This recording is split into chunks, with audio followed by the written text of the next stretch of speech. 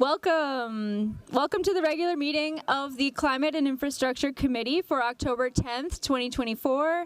I'm Katie Cashman. I'm the chair of this committee.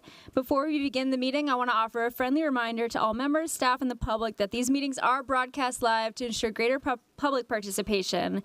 And the broadcasts include real-time captioning to increase the accessibility of our proceedings. Therefore, all speakers need to be mindful of the rate of their speech so that the captioners can fully capture and transcribe all comments for the broadcast, and we ask all speakers to moderate the speed and clarity of their comments. Thank you.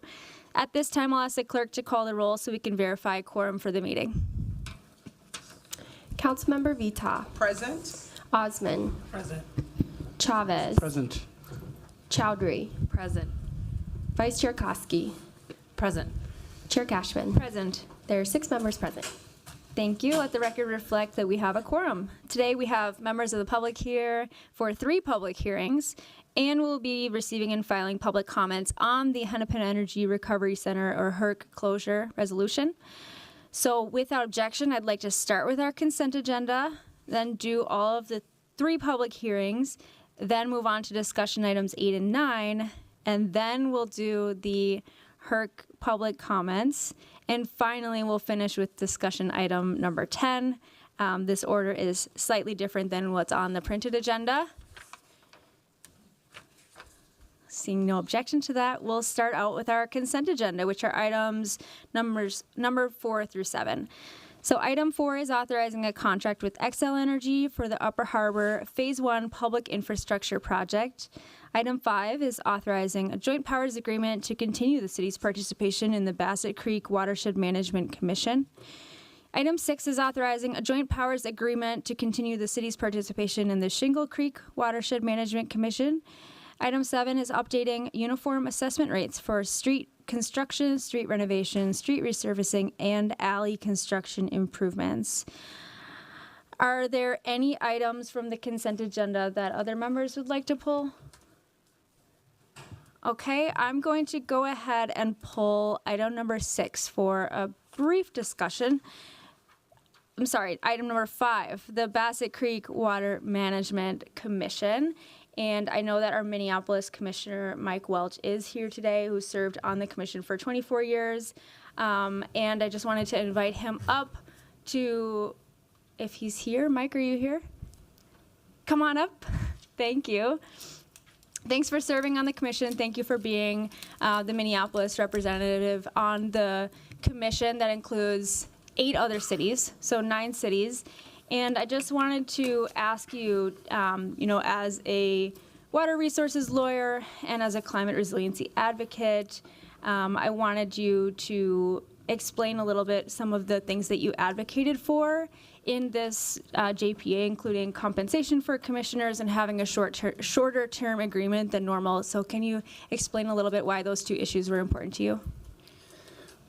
Thank you, Chair Cashman and committee members. Thank you for hearing me today on an item that was supposed to be on consent, and I'm sure others are here for other items, so we'll move through this as soon as possible. The joint powers agreement before you has changed since the advice that I provided to Councilmember Cashman and others, and it is a shorter term. It was originally proposed to be 12 years. What's before you today is 8 years.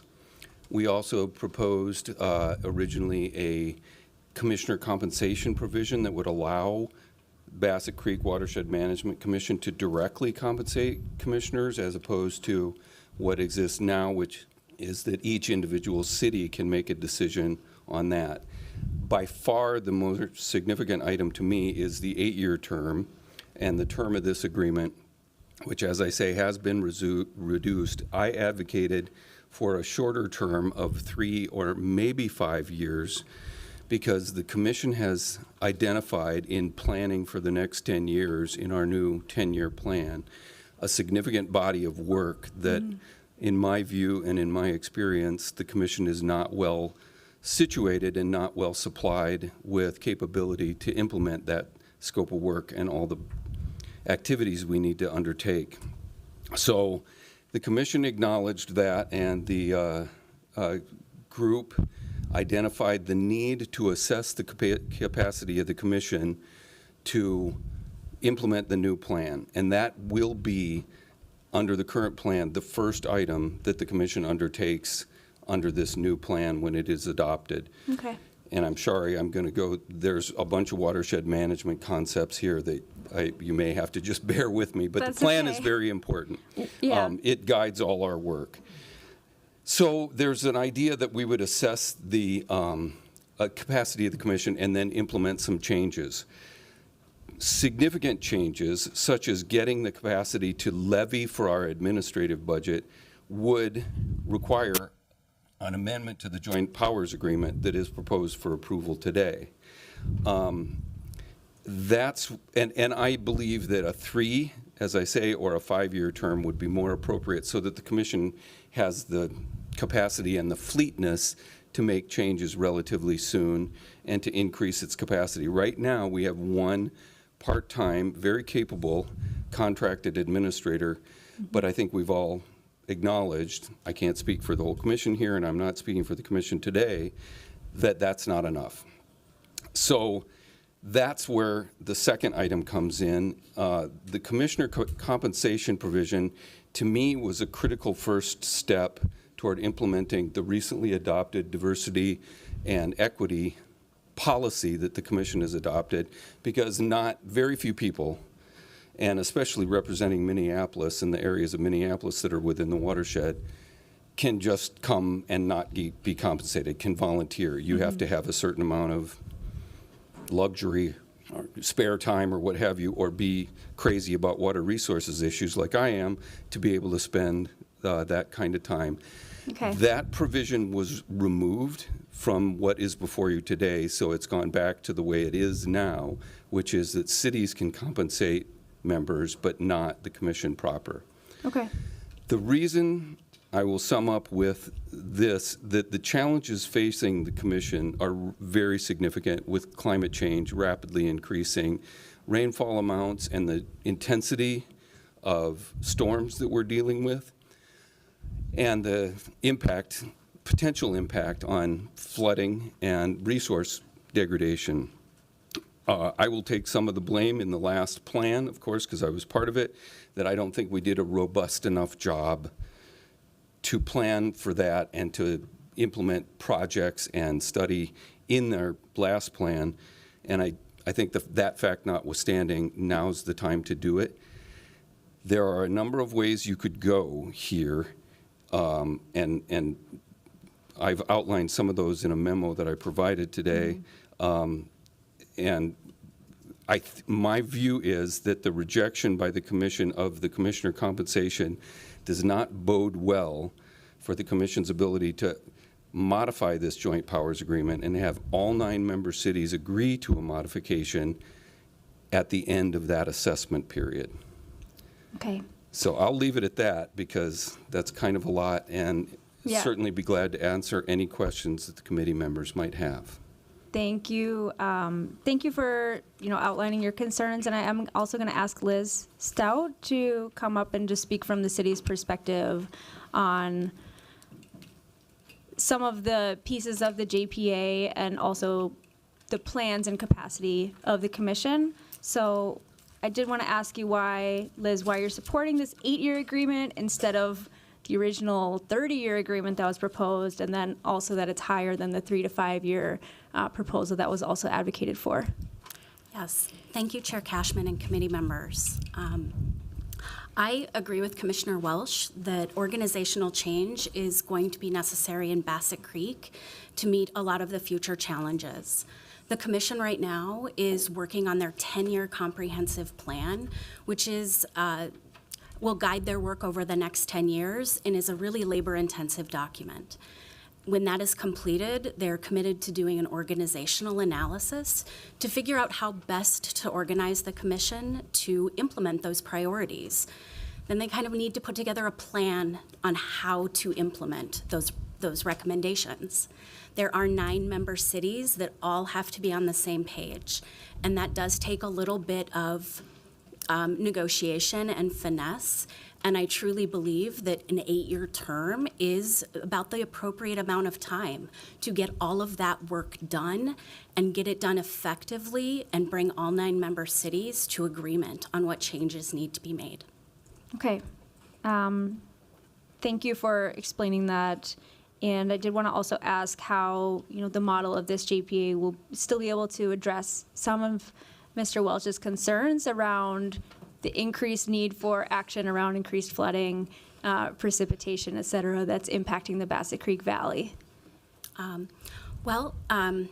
Chair Cashman and committee members, first of all, the Joint Powers Agreement is a set framework for already established for how to do capital improvement projects.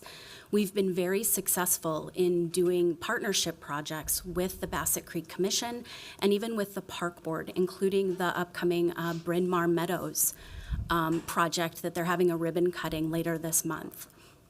The Bassett Creek Valley, the redevelopment area, is a high priority for the commission, as was the previous flood control projects that happened in this area that led to the creation of the Bassett Creek Tunnel that actually flows under downtown Minneapolis. It's a high priority area with the Joint Powers Agreement setting really a framework for these partnership projects to happen. Okay. If the Joint Powers Agreement is not signed, by all 9 member cities, the same agreement, this land area falls under the purview of Hennepin County. So they will have all of the decision-making as far as the water governance in this area. I am going to say that the Bassett Creek Valley, it is a high-priority redevelopment area for the current Hennepin County Commission. However, they have a lot of other priorities, and this may get lost. It's a higher priority for the Bassett Creek Commission, and they have maybe fewer priorities on their plate. Okay.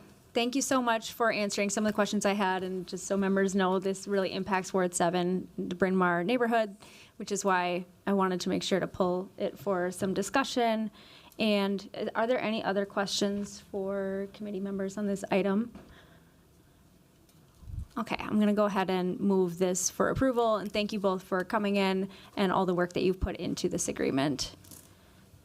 So with that, we are going to take a voice vote on the consent agenda. So all those in favor, please say aye. Aye. Those opposed, say nay. Any abstentions? Okay, the ayes have it, and those items are approved. Next, we'll take up the public hearings on our agenda. First public hearing item is adopting assessments for the 2025 Streetlight Operations Fee Assessment Project. And then the second public hearing is adopting assessments for the 2025 Street Maintenance Assessment Project. So here to introduce both items is Jeff Handyland from Public Works. Thank you. Good afternoon, Chair Cashman, members of the committee. My name is Jeff Handeland in the Transportation Engineering Design Division of Public Works. I oversee the staff who administer Public Works special assessments. With the singular presentation, I am going to introduce 2 related public hearings for assessments on non-governmental tax-exempt properties. One is for street lighting and the other is for street maintenance. Each is for assessments payable on 2025 taxes. Taxable parcels help fund operation and maintenance of streets and streetlights through property taxes. Operation of well-maintained public streets and street lighting promotes the general health, safety, and well-being of the public and provides a benefit to every parcel within the city. Therefore, the cost of street lighting operations is offset by imposing these street maintenance and street lighting fees upon benefited parcels that are otherwise exempt from property taxes. Minneapolis has been assessing non-governmental tax-exempt parcels for street lighting operations and street maintenance services since 1974. The assessment rate is determined for both assessments by dividing the budget for these operation and maintenance services by all accessible square footage in the city. This ties the rate to the actual cost of delivering these services. The rate for payable 2025 assessments is the same rate as last year. Therefore, the public hearing notices were only sent to properties that are being assessed for the first time or had an increase in their assessment due to a property boundary change. So while there are 1,197 eligible properties in the city, notices were mailed to 62 properties because they were new or had property boundary changes.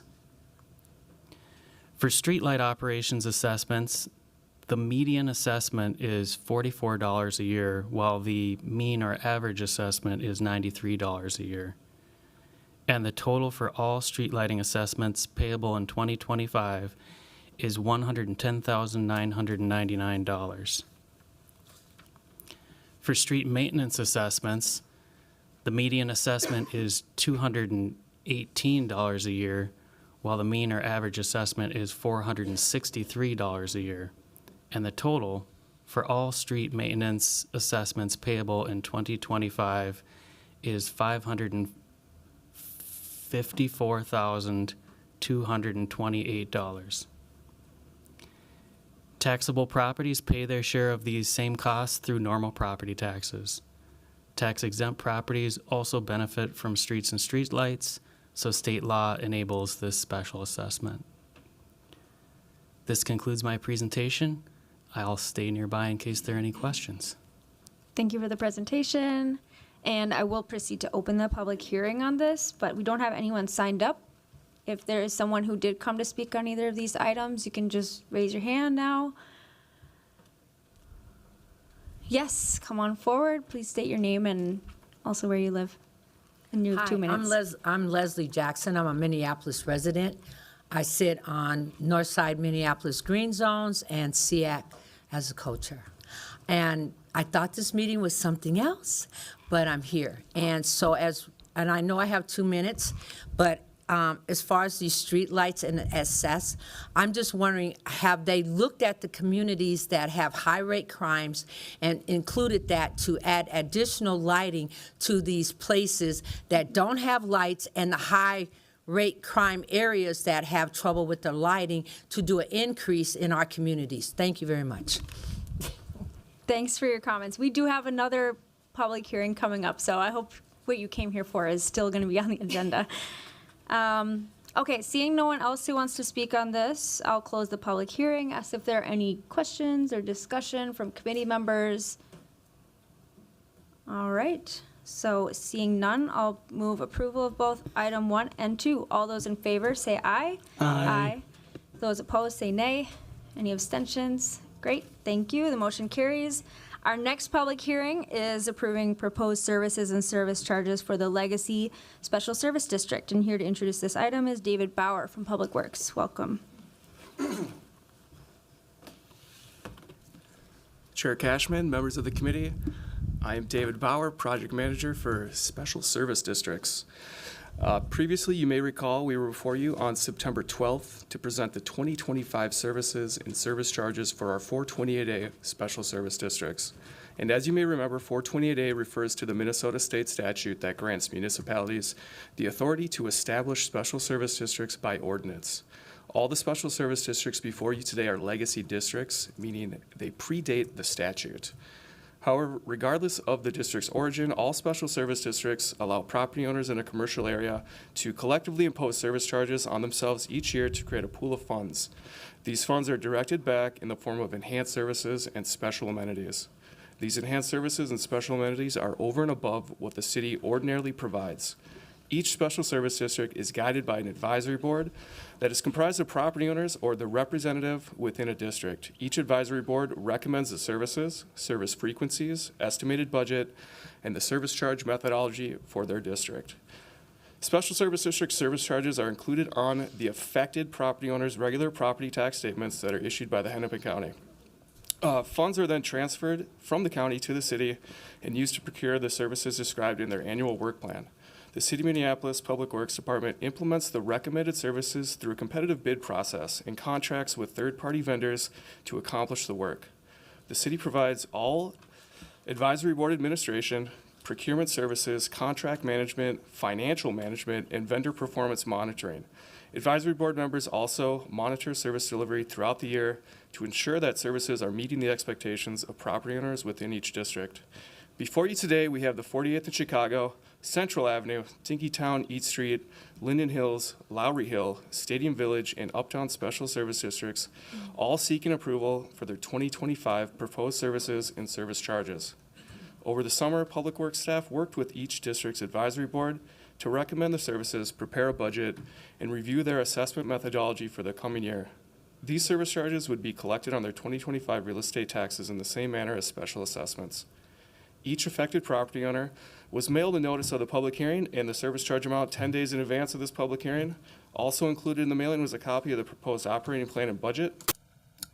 Staff therefore recommends passage of the resolution approving the 2025 operating plan, special services, cost estimates, and service charges, and the list of service charges for the coming year for the 48th in Chicago, Central Avenue, Dinkytown, East Street, Linden Hills, Lowry Hill, Stadium Village, and Uptown Special Service Districts, and authorizing the Department of Public Works to proceed with the work.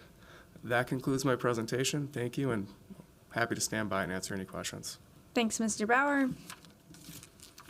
I'll now open the public hearing for this item, and I believe this is the item, Leslie Jackson, that you signed up for. So welcome. You can come on up, and you'll have 2 minutes to speak. I find this meeting very interesting. Thank you for recognizing me. So my question is to the city Public Works Department and these special services, and I see what's happening now that I Googled it, and I want to know what this work is being done. Will the sewer grids be covered, preventing waste to go into our waterways, and will the soil be managed as well as the work being done that affects our communities to prevent flooding that happens in these high-risk communities, as well as the toxicities that go into our waterways by the work that the Public Works does, that I have to keep calling 311 because people aren't doing their jobs, and how many inspectors need to be out in these sites and be responsible for the lives and our well-being of our communities. Thank you very much. Okay. Thank you for your comments and also for your questions. And I hope, Mr. Bauer might be able to meet with you as well, like out in the hall, because usually we do try to make sure that folks who come forward to speak in these public hearings have a chance to talk about their concerns with staff. Okay, so seeing no one else who wants to speak on this item, I will close the public hearing and ask if any committee members have questions or comments. All right. Seeing none, I'm going to move approval of this item. All those in favor say aye. Aye. Those opposed say nay. Any abstentions? The motion carries. We will now move on to our first discussion item, which is an update on street lighting, copper wire theft. And here to present on this item is Joe Lauren from Public Works.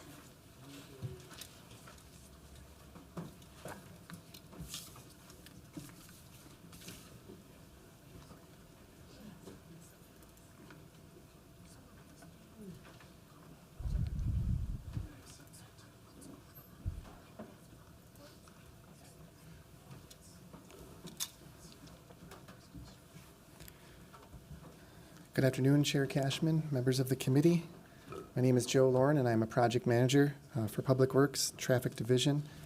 I'm here today to provide an update for street lighting copper theft.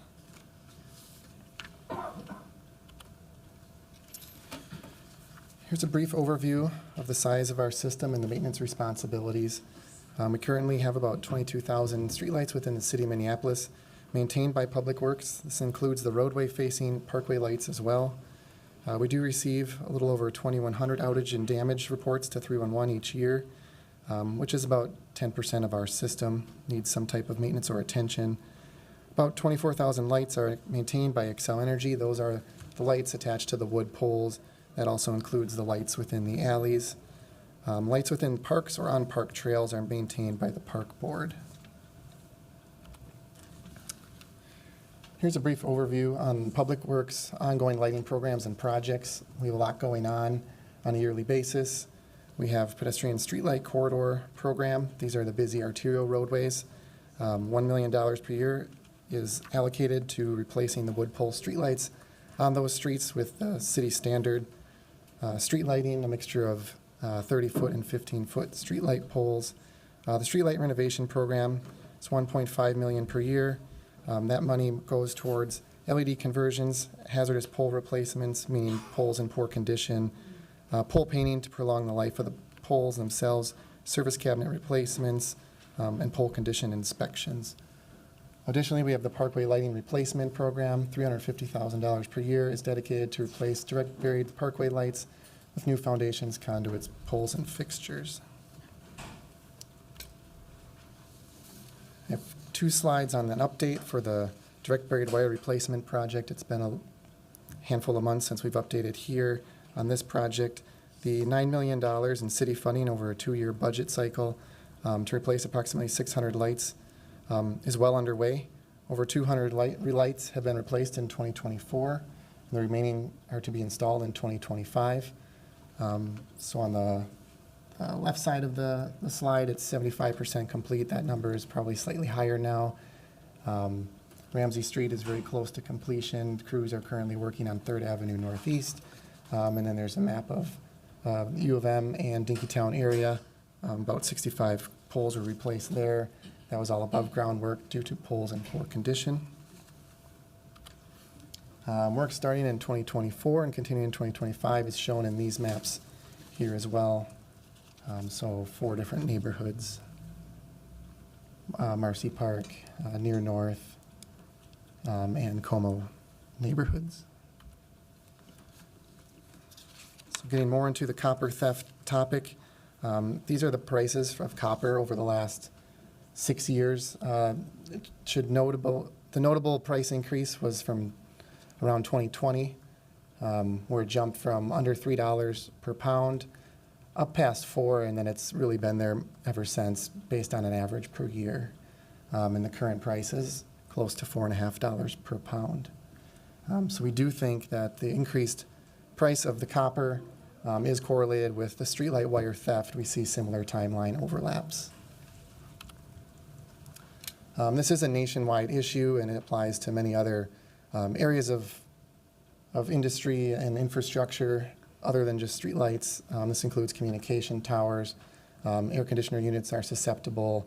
I've seen statistics of $80 worth of copper can cause $10,000 in damages. So a couple quick snips of news reports shown here. So this has been a challenge because the copper theft interrupts the ongoing programs and maintenance that we're currently doing and expect to do each year. In May of 2022, City Council approved American Recovery Plan Act funding, ARPA, to help with the backlog of cases. In 2022, we were at 650 cases. With that ARPA funding, we were able to knock down the number of cases to about 210 within about a year. But unfortunately, at that same time, that is when streetlight wire theft started to increase. 2023 was our first big year. 2024 has been even slightly worse. And so, although we were able to get the 311 cases down as the wire theft increased, then the number of 311 cases in our queue has also increased, and we've had a hard time reducing that number. So miles of wire replaced in each year is notable here as well. 2022, 1.3 miles. 2023, 4.5. 2024 is 7.5, and we do anticipate that that number will be more by the end of the year as we will continue to pull and repair wiring until the ground will freeze eventually, as we expect into winter time. So as shown on this slide as well, over 13 miles of wire replaced in the last 3 calendar years. Majority of the wire theft has been on parkways or along roadways with low activity levels. In the evenings, some areas have had theft 2 or 3 times in the same location. So that's very frustrating to people that use those roadways, as well as the crews that try to repair and maintain a quality streetlight system and infrastructure. Some challenges with wiring repairs, a little more detail than maybe some people are aware of. Up to about a mile of wire can be stolen in a single evening. We have witnessed that. It can take a full week to repair that wire that was stolen in one night. And it can sometimes even be more than that, depending on if there's broken conduits and and further damage than just missing wire itself. So we do try to first make it safe to the public, so if there's loose wires or exposed things, wires or handholds that can be covered or doors on the poles, we try to make it safe first, repair conduits as needed, pull new rope in, pull new wire, make all the new splices. So that usually takes a week plus per mile.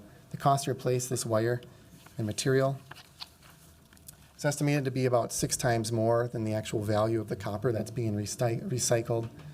If the wires are cut too short in the base of the pole, you can no longer make a new splice in that pole, so you have to remove the wire from that conduit and pull a whole new section of wire in.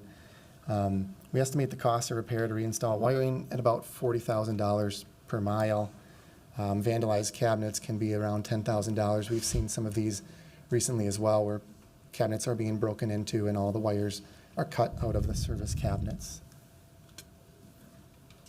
Some additional challenges here: prolonged winter temperatures can freeze water in the conduits, so when we're in the middle of winter, the wire cannot be stolen, but we also cannot continue repairs. So if we are not able to catch up on all the repairs as the conduits freeze, we're at a bit of a standstill until springtime.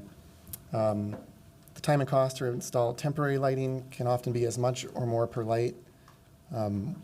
So often underground wire repairs need to stop during the middle of winter. A few pictures here shown are damage of streetlight wires and theft. In these cases here, the left photo and the center photo, it's where the conduit was not able to be removed or the wire was not able to be removed from within the conduit, so it's somewhere there's a conduit break.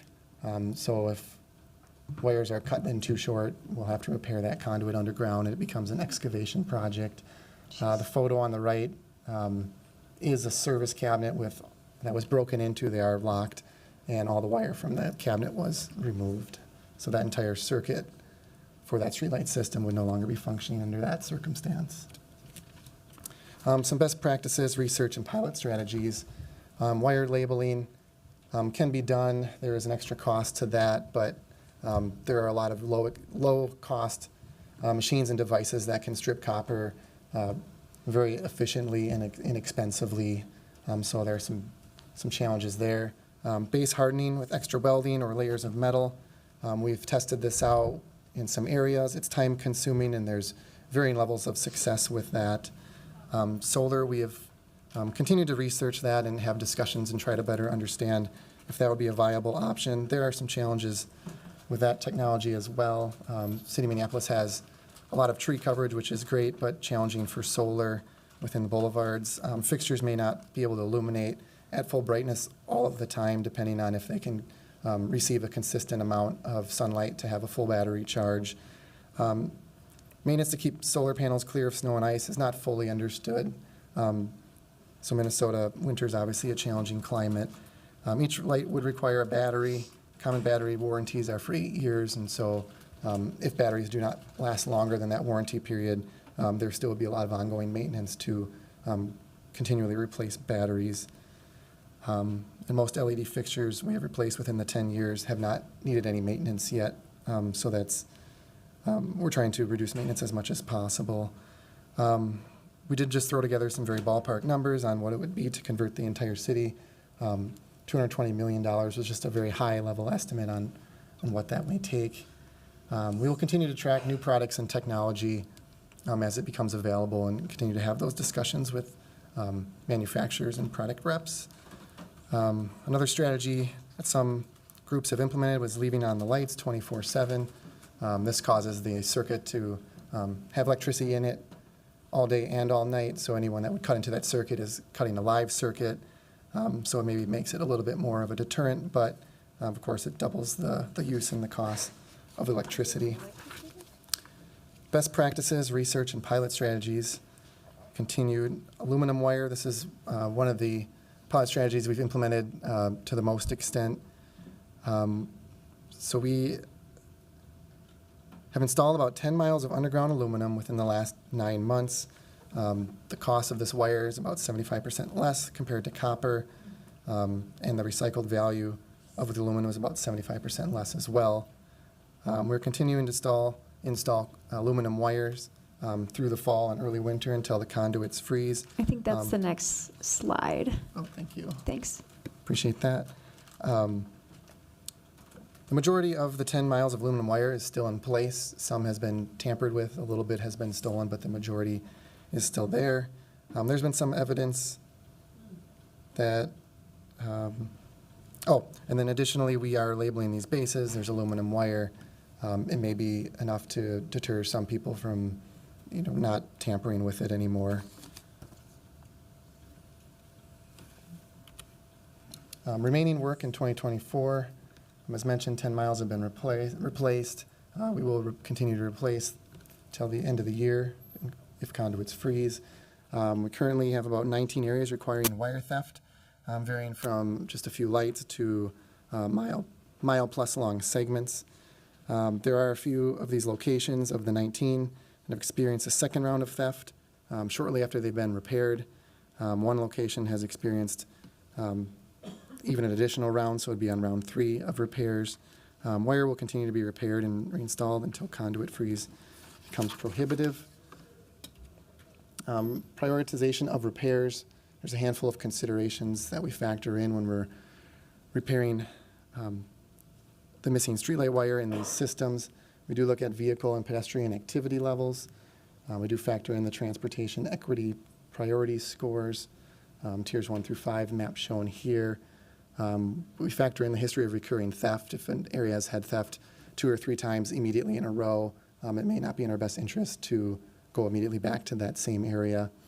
And then risk of the next theft. If we think that an area will be, if their theft will occur immediately after the repair, we have to kind of factor that in so that we can bring out as many lights on as possible.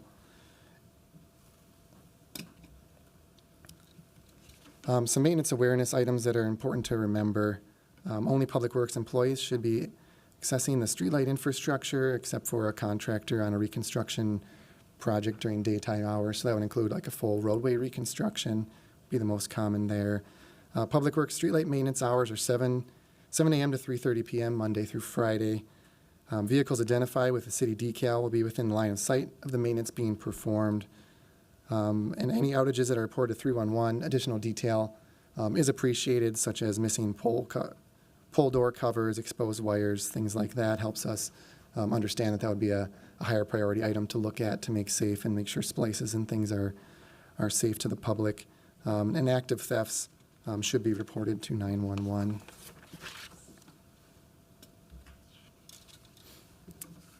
State statute update was passed this year, which will go into effect on January 1st, 2025. A few highlights from that update will be there was a requirement of a valid license to scrap metal copper. This does not include licensed electricians who would automatically have that license as part of their trade. The license will have a cost of, and it should add there, $250 per year. Sellers of scrap copper will need to provide personal information to the scrap buying business. The seller will need to provide an acknowledgement that the applicant obtained the copper by lawful means. This does conclude my presentation, and I will stand by for any questions. Hey, thank you so much for the presentation. I'm going to call on Councilmember Chowdhury, who authored the legislative directive for this presentation here. Thank you, Chair Cashman, and thank you, Mr. Lauren, for your presentation. I just want to start off by thanking our Public Works Department, our director, city engineer, yourself, and the teams behind putting this presentation together, but also spending significant effort over the last few years to make sure that these repairs occur. I know that there have been significant challenges both in the cost and then also supply chain issues in getting the aluminum wiring in time. So just greatly appreciate that. The reason why I brought forward this legislative directive is in my ward, but throughout our city, there are different locations that have faced outages in lighting due to copper wire theft, kind of a new phenomena experience for our city this time around and our city across the river. And as many members of the public and members of the committee saw the map that was shared, this is really impacting many parts of our cities, particularly parts of our cities where we have working class people, black and brown people, and the impacts of losing lighting in areas that have a lot of high traffic. From personal experience, from talking to constituents, is unsafe conditions for individuals who are pedestrian, biking, walking, or even driving. There was an unfortunate incident where someone was hit by a car in my ward on Hiawatha Avenue, and one of the things that was noted was low lighting. And there's been many people reaching out to council members, as we've seen with the over 2,000 requests to 311 about an outage, reaching out and asking what's happening here, why is it taking so long for repairs to happen, what's the cause behind it. And this legislative directive is both in an effort for this committee to understand the issue, but for the public to understand what's been going on, why it's taking so long, and what measures our city is taking.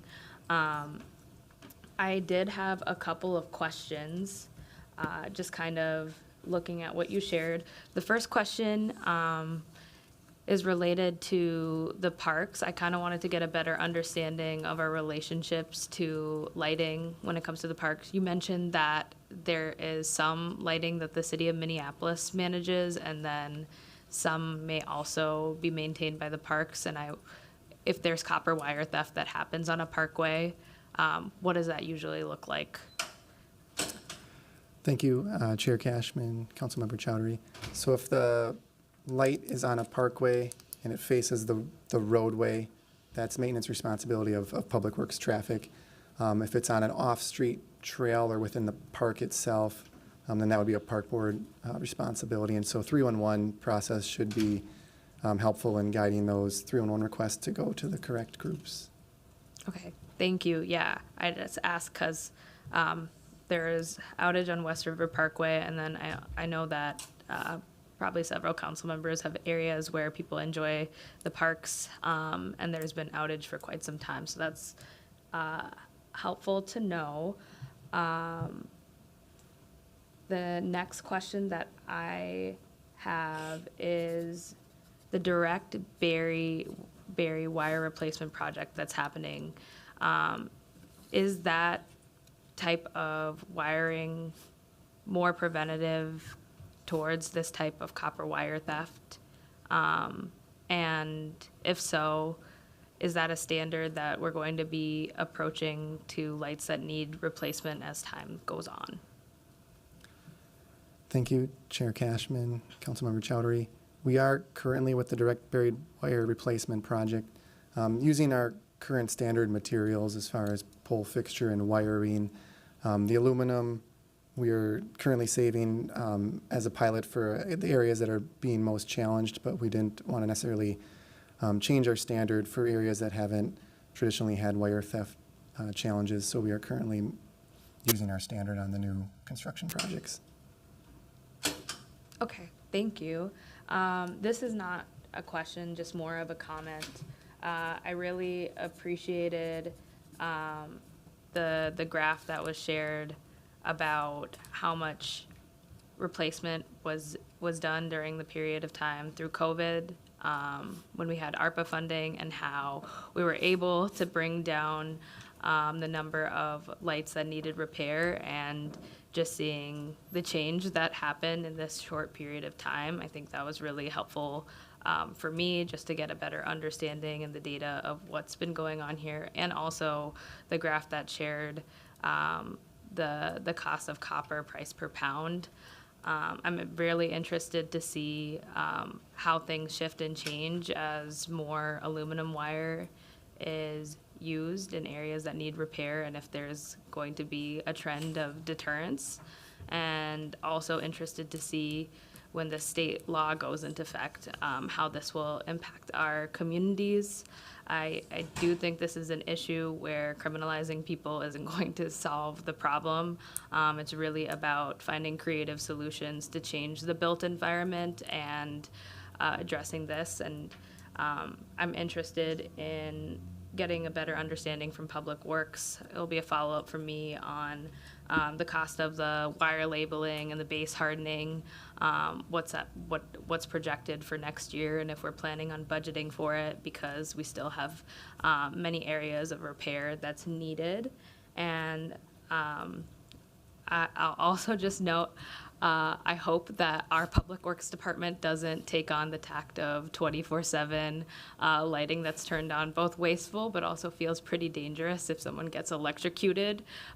Very curious to know the results that are happening for the areas that are piloting it. Yeah, I am just not a fan of that tactic, so I hope that's not a route that we take. But all in all, really appreciated the presentation. Felt like I've learned a lot here, and I know that some other council members might have some questions as well. So that's my time, Chair. Thank you, Councilmember. And next, Councilmember Osmond, and then Councilmember Koski. Thank you, Chair Cashman. Thank you for that presentation. Very helpful information. There are thousands of streetlights in City of Minneapolis, tens of thousands of streetlights in City of Minneapolis. What is the total number of the city backlog, and what is the total number of the lights that we need to get to and fixed? And I know there are also Excel Energy streetlights. And what is the total number of backlogs that they need to get to get going? Do we have an estimation of how many, including, of course, the ones that the copper theft and everything that's included, and the ones that are just needs a new light bulb? Thank you, Chair Cashman, Councilmember Osmond. The current 311 queue number that we have, as I think shown on the slide, was 568. I think the number is actually slightly lower. We've caught up a little bit in the last couple of weeks, so I think it's closer to 500 now.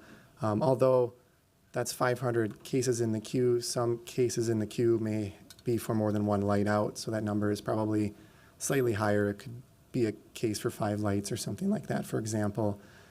So it is probably a higher number than that. We do try to filter out duplicates as quickly as possible, so there's not 2 cases for 1 light as well. Excel Energy, the wood pole system, and that's out of 22,000 lights that the city maintains. And then the Excel Energy portion of the question, they have 24,000 lights, but I don't have their statistics or data available in front of me. We could potentially ask for that and try to find that information. If you would like me to follow up later on, I could ask them. Sure. One last question, and I think I brought this up last 4 years. There are neighborhoods that are darker that create unsafe conditions for the residents of Minneapolis, and they, we're not getting the 311 reports, even though the lights are out. What is the Public Works plan on addressing that? If we're not getting the reports that the lights are out, residents are not volunteering to share that information because lack of barrier of language or even knowing what 311 is. What is the Public Works plan on addressing that issue? And also, is Public Works open to go in some of these streets and doing a survey by themselves? And, how does that process work? I'm going to use a good example. I think Ventura Village is a very a good example of a neighbor that some of the streets lights are out, and they've been out for a while. And the city fixes the problem once they receive that information from the citizens, and that's not happening. So just wanted to see, is there a plan, or is there an option for city staff to go there and survey, and what does that process looks like? Thank you, Chair Cashman, Councilmember Osmond. There's generally should just be known of kind of the 3 levels of light according to our streetlight policy, so that not all neighborhoods and all streets would have the same level of streetlight. So as a quick summary, the 3 levels of streetlight are downtown, and we have maps associated with this with our policy, but downtown, which would be the brightest, and then a tier below that would be the pedestrian streetlight corridor network. So those are the busy arterials, and then residential would be the lowest light level, but those are the roadways that are have the least amount of activity as far as vehicles and pedestrians. So not every block or street in the city would have equal street lighting. However, if there are streets or blocks that the lights are out, we can definitely try to help make sure that those are in the queue to be repaired. If they're Excel Energy lights, we can help direct or guide people to submit those as well. There are some pictures and helpful information on the 311 website to kind of point people in the right direction of Excel versus city lights.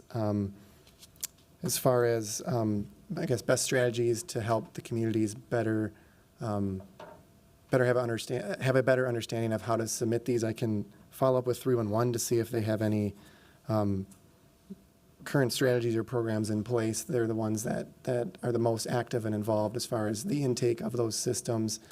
We are a little bit limited on being able to do evening inspections. We don't necessarily have a dedicated evening crew to go through the city and inspect these, so we do rely heavily on the adjacent residents and business and visitors of the city to report these outages. That is probably the number one way that we do receive that information, so it is valuable. But if there's a way we can assist 311 or individual neighborhoods in how to submit that information in a more efficient or accurate or easier way, we can definitely be helpful and be active in that conversation. Yes, thank you. That is really good suggestions. I did talk to 311 director and trying to figure out a way to start a campaign letting people know to report that information. Sometimes it's successful, sometimes it takes a process, but also really realizing that this neighborhood needs lighting and needs something that we need to pay attention right away. Could be helpful. The long-term solution, yes, people should be able to report that, but it's not happening somehow, and especially in Ventura Village neighborhood. And we'll love the Public Works help to find a different strategy sometimes to address this issue. Thank you, sir. Vice Chair Koski. Thank you, Chair Cashman, and thank you, Mr. Lauren. We really appreciate this information. I know my office, we're bugging you all the time. So that does bring me to the page 16, I believe it is, where it says prioritization of repairs. I just noticed that around a lot of the lakes, that is in the tier 5 lowest. I do represent that area. I was just curious if you could go in a little bit more of how that this is prioritized. We are getting a lot of calls. Obviously, the darker purple is getting even more. I don't know if this is partly because they are park board related as well. So if you could just kind of help us understand, I think both council member in the 12th ward would be interested in hearing this too. So thank you. Thank you, Chair Cashman, Councilmember Koski.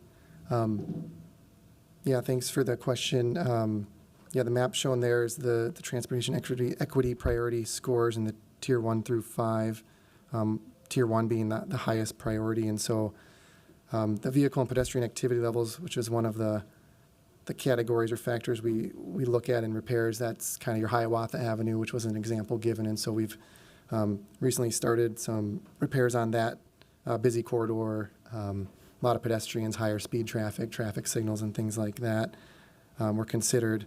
And then, of course, looking at these other tiers, there's the activity level of those roadways. How densely populated are those neighborhoods? Is there a lot more pedestrian traffic, on those sidewalks and using that roadway and bicycle facilities and things? So that is a factor of it as well. And then we do want to follow this transportation equity priority tier map as we think it's designed for. So we do want to follow it kind of tier 1 through 5 in that priority. But that does bring up a challenge with some of the parkways as well, because they have pedestrian activity, but they're not necessarily always within these, tier 1, 2, 3 areas. So we're just trying to kind of balance all these things accordingly. But it is a challenge to prioritize everything in, I guess, a perfect system. Thank you, that's helpful. And then as far as timeline, is there a way to help us understand a little bit more of what we're looking at for repairs and what this looks like for residents? And it may depend by the tiers and the priority list.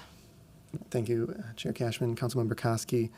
The timeline, the biggest factor of the timeline will be winter weather. And so we do have crews that can work on wire theft repair consistently and throughout the fall and into the winter. We will have materials, we will have labor resources available to continue to tackle this problem. There are challenges if theft continues to occur as we are fixing it.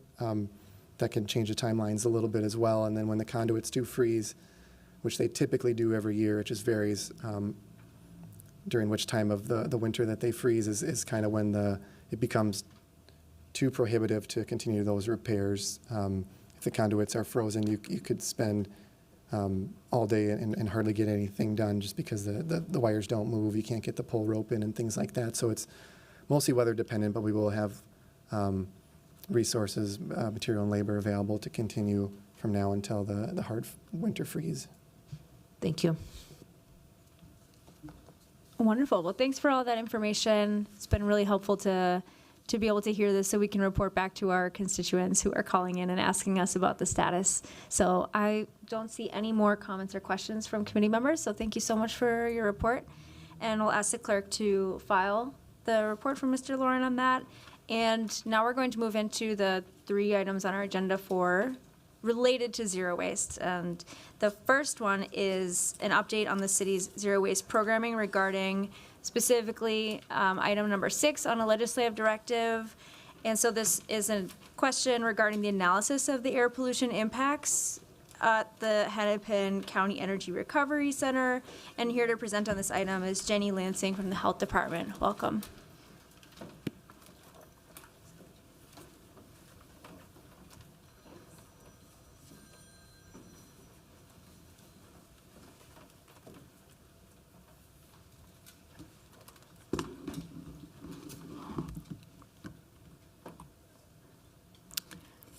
Chair Cashman and council members, thank you. My name is Jenny Lansing. I'm the Senior Environmental Project Manager in the Health Department, and I'm here to talk about HERC air emissions and the impacts on human health in Minneapolis.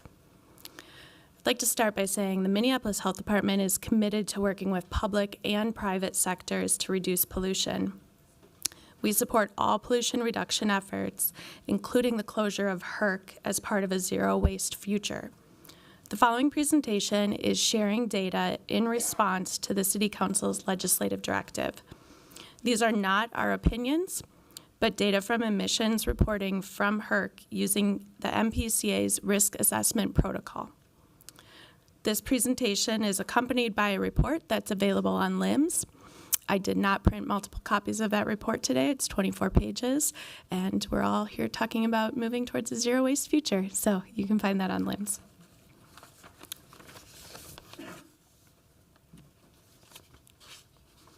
As part of the Zero Waste Programming Legislative Directive, we have been asked to provide an analysis of the air pollution impacts of trash burning at the HERC in relation to the expected air quality emergencies we anticipate this year and projected in the future due to climate change impacts across the continent.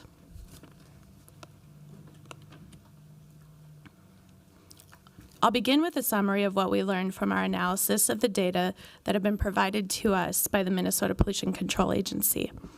Overall, emissions in Hennepin County are dominated by on-road and non-road mobile and non-point sources, and these sources drive the cancer and non-cancer risks to health in Minneapolis. The cancer and non-cancer risks from HERC emissions are well below the Minnesota Department of Health incremental risk guidelines. The impact is equally low across all surrounding communities and is not likely to cause more harmful cancer or non-cancer effects in one part of the community than another. The closure of HERC will not impact overall cancer and non-cancer risks from air emissions in Minneapolis.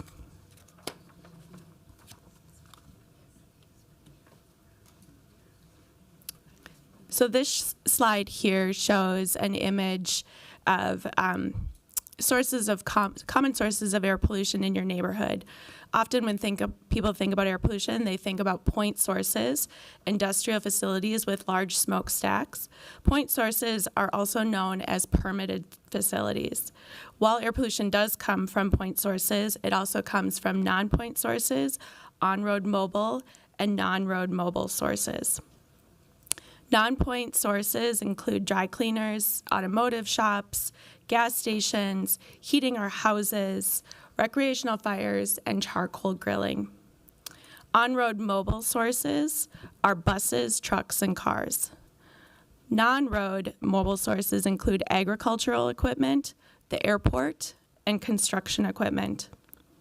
There are also contributions from biogenic emissions that come from trees and soil, and fires such as agriculture field burning, wildfires, and prescribed fires.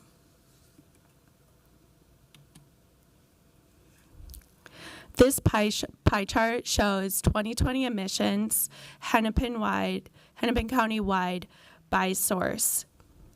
While HERC is one of the largest contributors to point source emissions in Hennepin County and Minneapolis, this pie chart and the following bar charts, HERC has been removed from the point source category and is shown on its own. You can see from this pie chart that overall air emissions in Hennepin County are driven by mobile sources, both on-road and non-road, and non-point sources.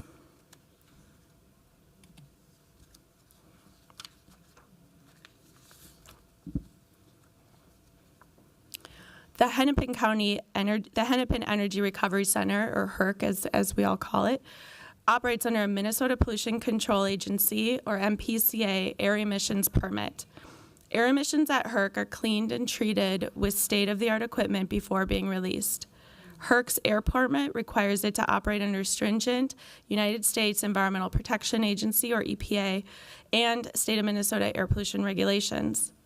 Those air pollution regulations are designed to protect human health. The air emissions from HERC are significantly below their permitted levels. Since 2015, Hennepin County has invested $7.3 million into voluntary pollution control measures. This figure shows the percent of emissions as compared to the 100% allowable permitted level from HERC.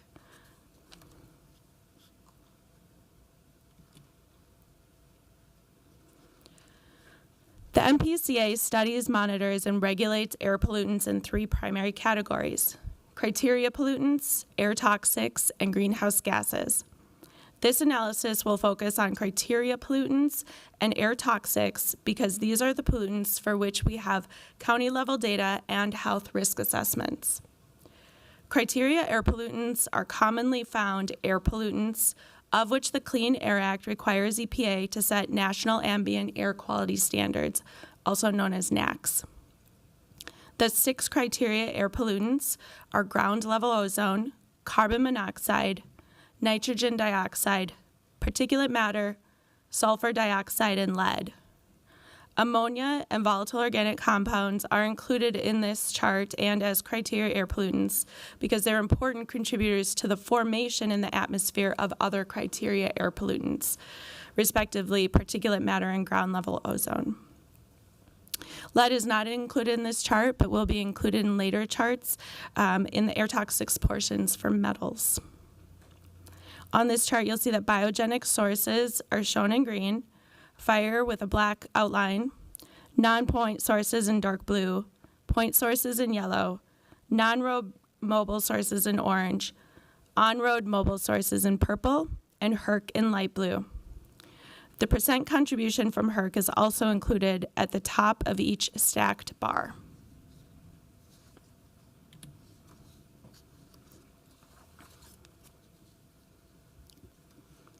Air toxics, which are also known as hazardous air pollutants, or HAPs, are a group of 188 pollutants that cause or are suspected to cause cancer or other serious health effects or adverse environmental effects. The MPCA collects data on air toxics emissions from permitted facilities every 3 years. Some of the important types of air toxics are volatile organic compounds, or VOCs, metals, and polycyclic aromatic hydrocarbons, or PAHs. HERC is a very nominal contributor to VOCs.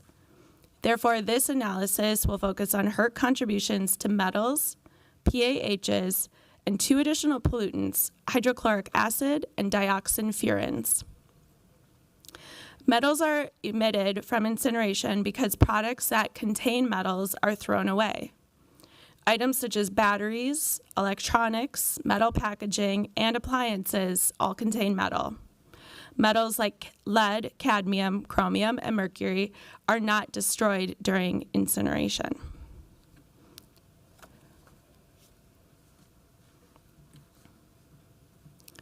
This figure shows data which was shown on the last figure, but sort of zoomed in. This figure shows the 3 metals of all of the metals that HERC has a over 5% contribution to emissions in Hennepin County. What you see here is trivalent chromium, hexavalent chromium, and mercury.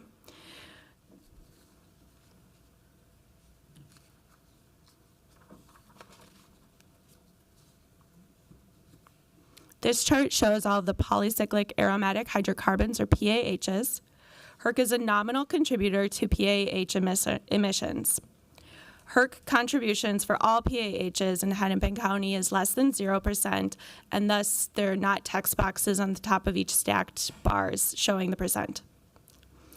This figure shows that the majority of PAH emissions in Hennepin County are from mobile, both road and on-road and non-road, and non-point sources.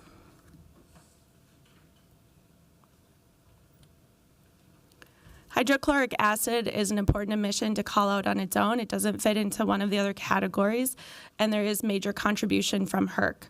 Hydrochloric acid is produced during the incineration process because chlorine is found in many of the materials, including plastics, computer boards, packaging, and organic materials.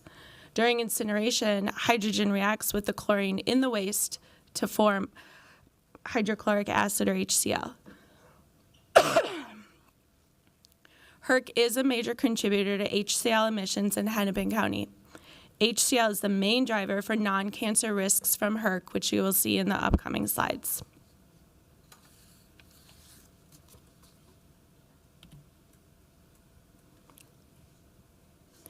The final group of air toxics that are included separately in this analysis are dioxin furans. Dioxin furans are formed as a result of the combustion process when burning fuels such as wood, coal, oil, or waste. EPA estimates that 90% of typical human exposure is through the intake of meat and animal fats, dairy products, fish, and shellfish. In Hennepin County, HERC contributes almost 18% of all dioxin furans emissions. Dioxin furans is the main driver of cancer risk from HERC.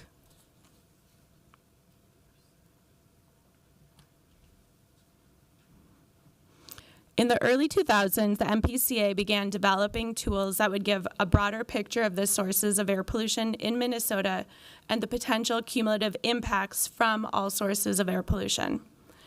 The tool is updated with new emissions and sources every 3 years in coordination with the release of EPA's latest emissions inventory.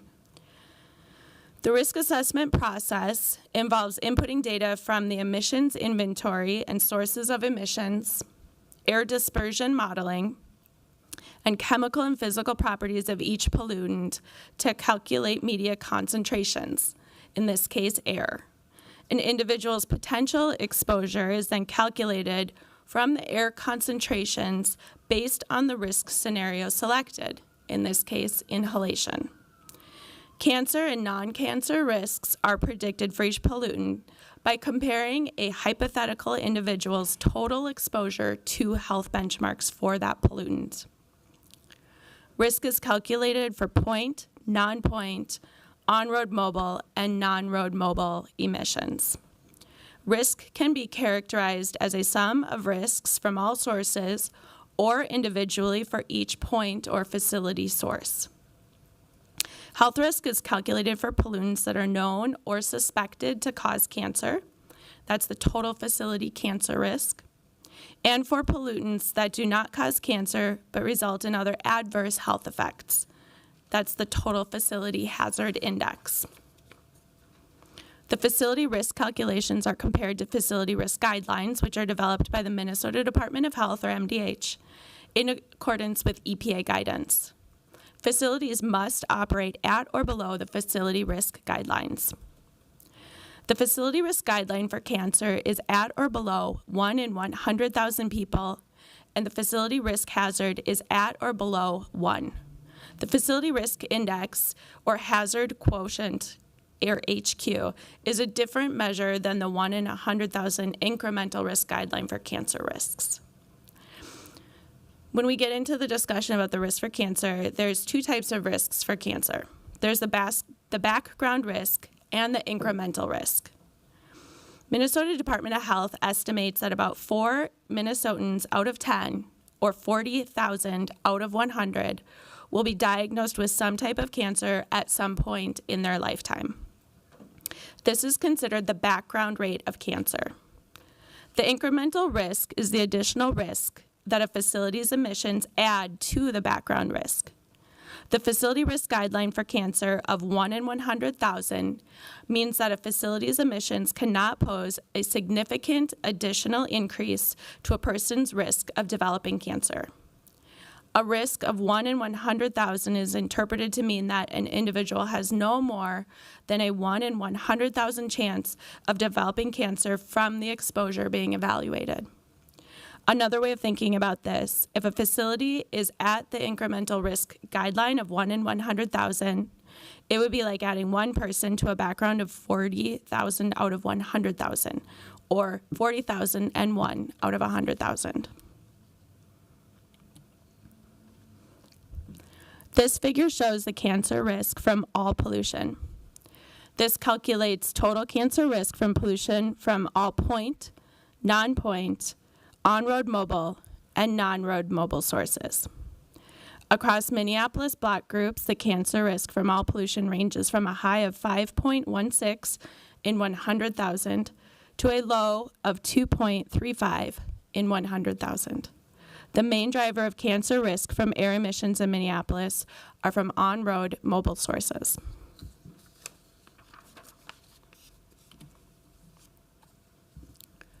This figure shows the cancer risk from HERC emissions alone in Minneapolis. In Minneapolis, the cancer risks from HERC range from a high of 0.264 in 100,000 to a low of 0.012 in 100,000. This is well below the incremental risk guideline of 1 in 100,000. The cancer risk from HERC is mainly driven by dioxin furans.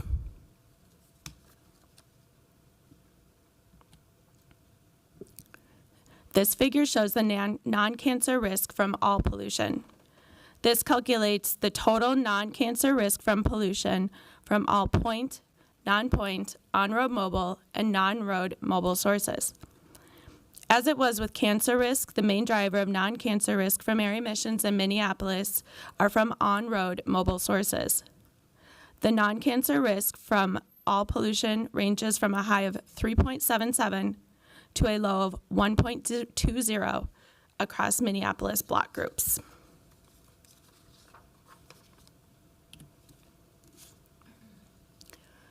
This figure shows the non-cancer risk from HERC emissions alone.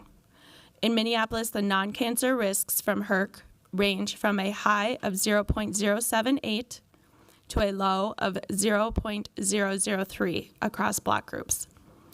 This is well below the incremental risk of 1. The non-cancer risks from HERC are driven by HCl.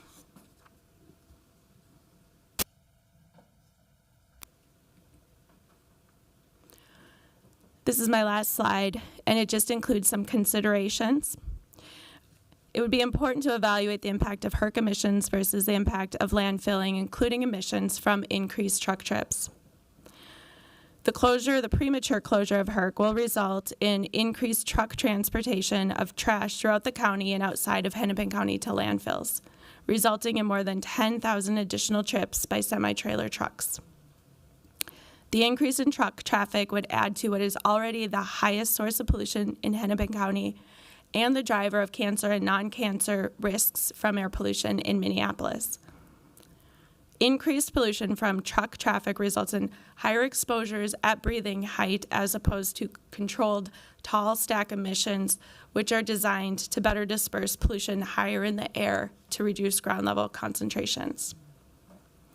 All data that were included in this report are available from the Minnesota Pollution Control Agency. The air toxic risk assessment field is evolving, and methods, parameters, and models are frequently updated. Any simulation is subject to uncertainty, and a system as complex as MinRisks is no exception. The Minneapolis Health Department supports working towards a zero-waste future, reducing pollution from all sources, and the ultimate closing of HERC. Thank you. Thank you, Ms. Lansing, for the presentation. And I'll also welcome Councilmember Wansley, who joined the committee. And I do have a couple of questions, so maybe I'll just start and then see if other council members have questions for you as well. I was wondering if MPCA's analysis does account for any cumulative impacts of living in an area that has multiple point source polluters. Yeah, so the intent of the MinRisks program is to look at cumulative impacts. So if you go, and I can just scroll back, but if you look at these two maps that show the all pollution sum, this is an example of the risk from cumulative impacts. This is one way of looking at cumulative impacts. So this looks at the risk from all sources of air pollution. HERC air pollution is included in this sum of risks. This is the non-cancer risk, and then also we saw the cancer risk. Okay. I know we were talking about cancer risk and non-cancer risk, but can you address any other public health implications of living near the HERC, like asthma, heart and lung disease, early death due to pollution? Is that considered? That would be considered non-cancer risk. Okay. Finally, I just did want to look at, no, I can't remember which slide here, but it was the pollution as far as the permit limit. So it's emissions as percent of the MPCA permit limit. As far as I know, this is calculated on like a 24-hour average. And do you have any data on how these emissions from nitrogen oxides, hydrocarbons, et cetera, spike at certain points? So, excuse me, so some of these are calculated. You can see the unit of measurement under each of the different permitted pollutants. So some are calculated pounds per hour, some are tons per year. So each of these has a different unit of measurement. What you see that's common there is the percent of those emissions as related to what's allowed in their permit level. Okay, so it doesn't account for spikes per se, because it's more of an average, like tons per year. Correct. Okay. Thanks. Those are the questions that I have. Are there any other comments or questions from council members? I know we do have a lot of folks signed up for the public comment period today, so thank you for the report. I'll ask the clerks to file that, and I think we'll move on to our public comment period. I did just want to acknowledge for everyone who came to speak today that we do have the room until 4:15 at the very latest. And for that reason, I'm going to ask the clerks to set the timer at 90 seconds instead of 2 minutes, because we want to make sure that everyone has a chance to speak. I think we have 40 folks signed up so far, around that, so we should be able to get through. And our first speaker, I'll call 3 so folks can line up. So we have Stephanie Booker, Rose Brewer, and then Nicole Jasquez. So first is Stephanie.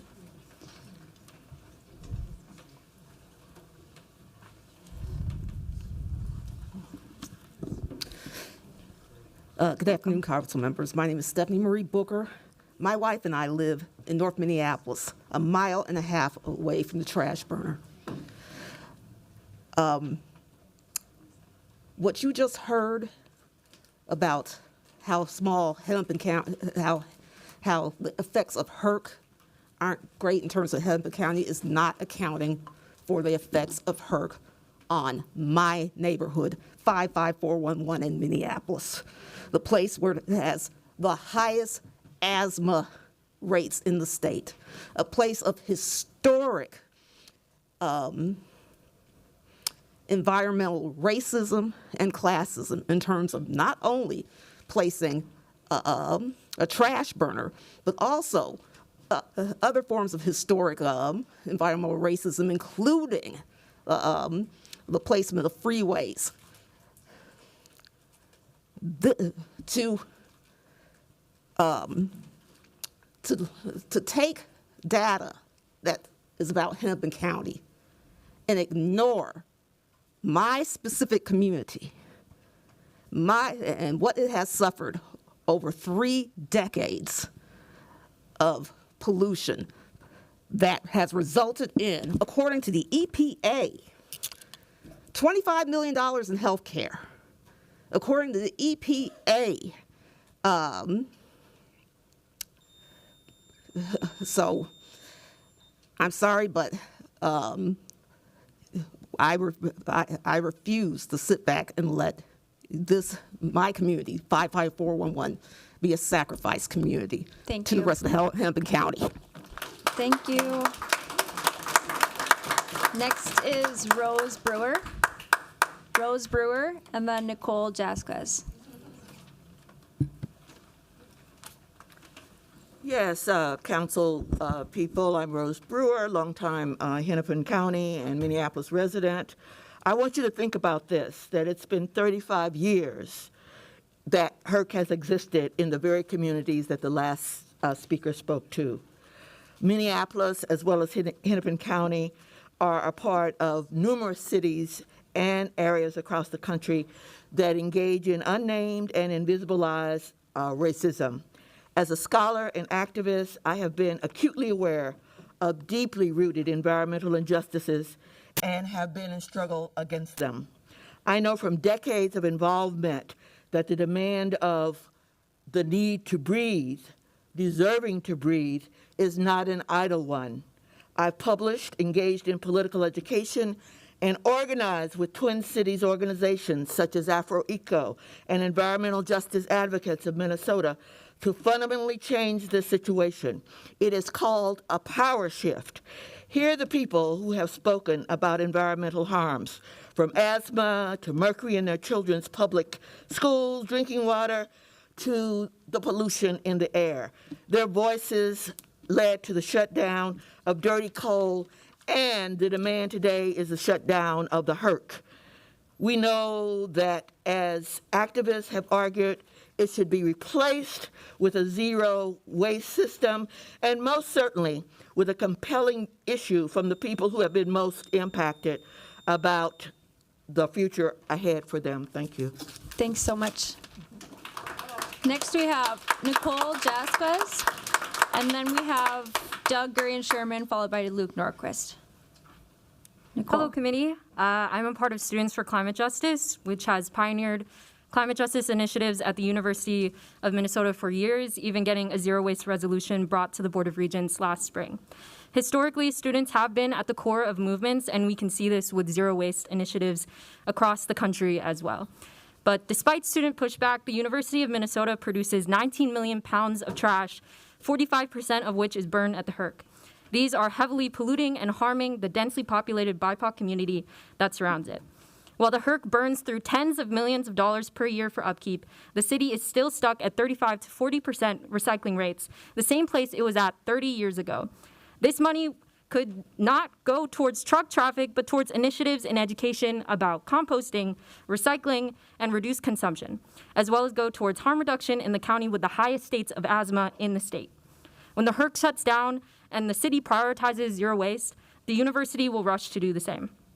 The fact of the matter is this, that the students' push for a zero waste resolution is inhibited by the HERC's very existence. We can't make real progress towards zero waste with a giant trash burner in our system, distorting our policies and consuming our money. As a student, I can see how much other students want to make progress. And as a youth worker in the heart of Minneapolis, I see how we have an obligation to young people to stop the climate emergency, and to ensure their futures. But if our elected officials and policymakers don't believe change is possible, it makes our work much, much harder. We need you to set a different course based on the people's needs instead of the status quo. Shut down the HERC by 2025. Thank you. Thank you so much. Next up, Doug Gurian-Sherman, and then Luke Norquist.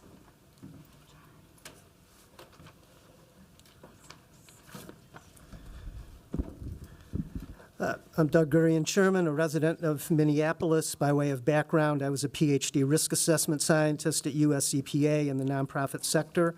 My comments focus on how county and city staff underestimate air pollution risk from HERC. My analysis shows that county and city staff are incorrect, that risk from HERC is equally distributed. Based on my analysis of the county's own data, for example, cancer risk for North Loop, where HERC is located, is about 3.7 times higher than the average risk several miles farther from HERC. Many of the residents close to HERC are in EJ communities. Importantly, county staff ignored its own data that shows risks from HERC are substantially higher to nearby residents. This raises questions of why the county withheld data that contradicts the county's conclusions. It also raises the question of why city staff repeat this incorrect conclusion verbatim. HERC permits are based on outdated emission standards from 1998 or earlier. Newer standards reflect much higher risks from several major HERC pollutants like particulate matter and NO2. HERC permits are not based on cumulative risk assessment, but rather individual assessment of pollutants, even though we are exposed to all of them simultaneously.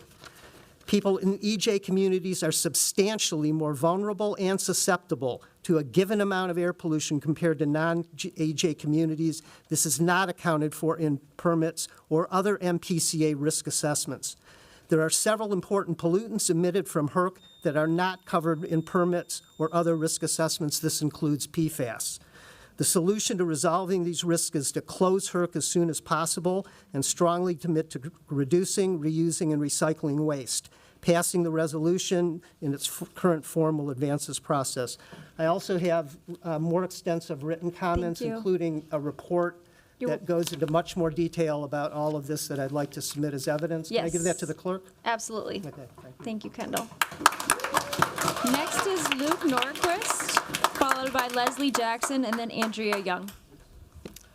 Hello, my name is Luke Norquist, and I'm a legal fellow at the Minnesota Center for Environmental Advocacy. Thank you for this opportunity to come together and talk about this critical issue. The HERC is terrible for public health. It's also bad for the climate. It's the 28th largest stationary source emitter of greenhouse gases in the county, and that is an enormous problem. Landfills are bad too, we know that, but we can't get locked into a false binary between landfills and incinerators. They're two problems with unique solutions. The HERC, the only way to address its climate impact is to shut the facility down. Do that, we will end the public health crisis, and we'll also stop over 100,000 tons of carbon dioxide released from the facility every year. Landfills additionally have their own solutions. If we divert organic waste, we can reduce their climate impact by over 60%. We can break away from the expensive public investment of HERC to real zero waste policies like actually collecting recycling and compost from all our buildings in the city. And doing that will achieve a zero waste future, allowing us to live in a Minneapolis that is free of downtown incinerators and free of our dependency on landfills. We've been delaying progress on this front for decades, but this resolution is a chance to change that. We ask you to vote for it. Thank you. Thank you. Next is Leslie Jackson, then Andrea Young, then Karen Clark. Well, hello again, and still I didn't plan to be at this particular meeting. But as a resident and a long time, well, a native Minneapolisan, and as an environmental scientist, until the city of Minneapolis residents take a part of recycling and using the way that they buy goods and to support our waste system, our people that does the waste and the trash and put incentives in the population, we will always have this problem.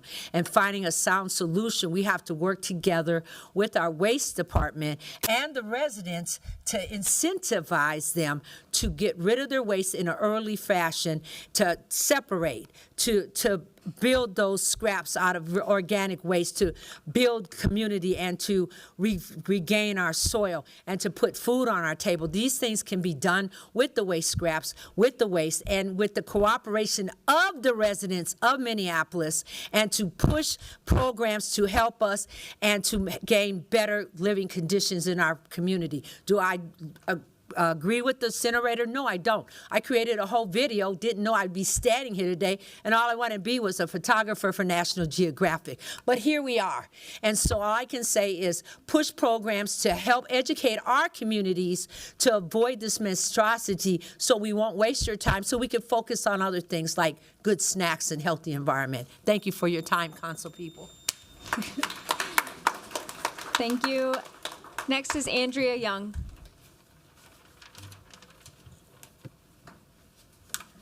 Andrea Young is picking up her daughter right now. Can I speak in her spot and she can take my spot? Sure. Okay.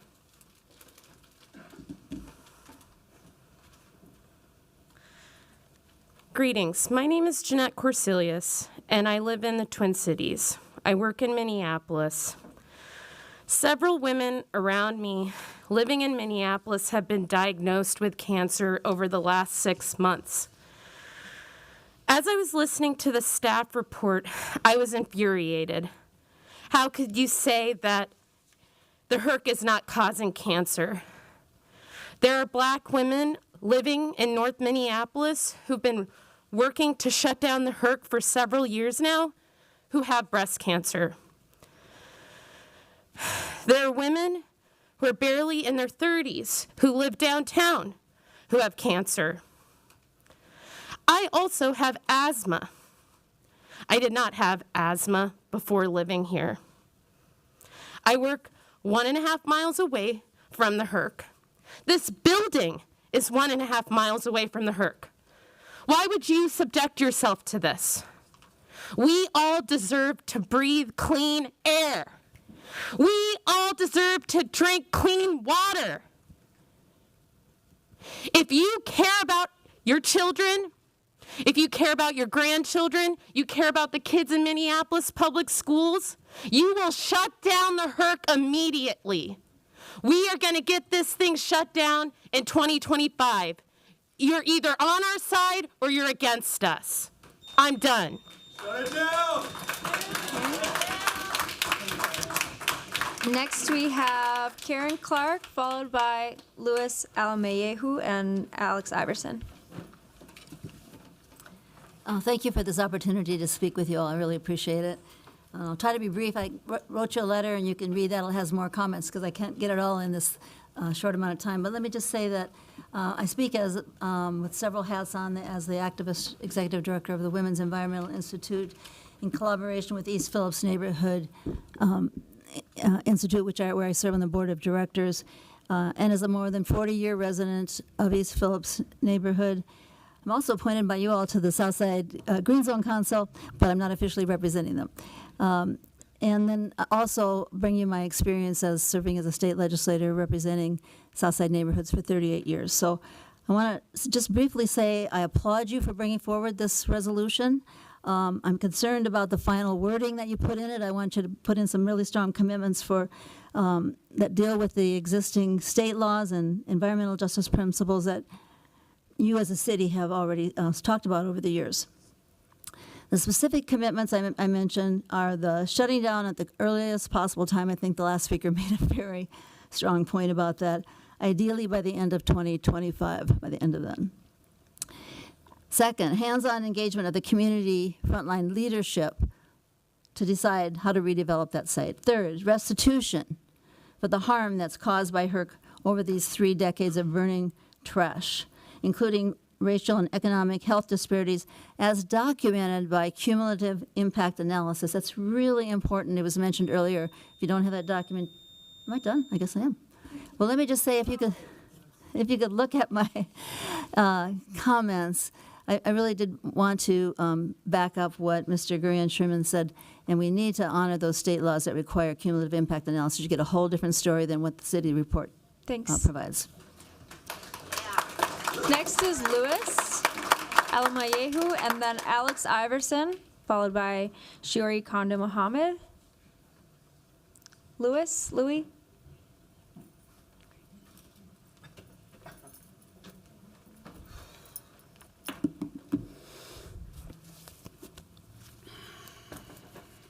Welcome.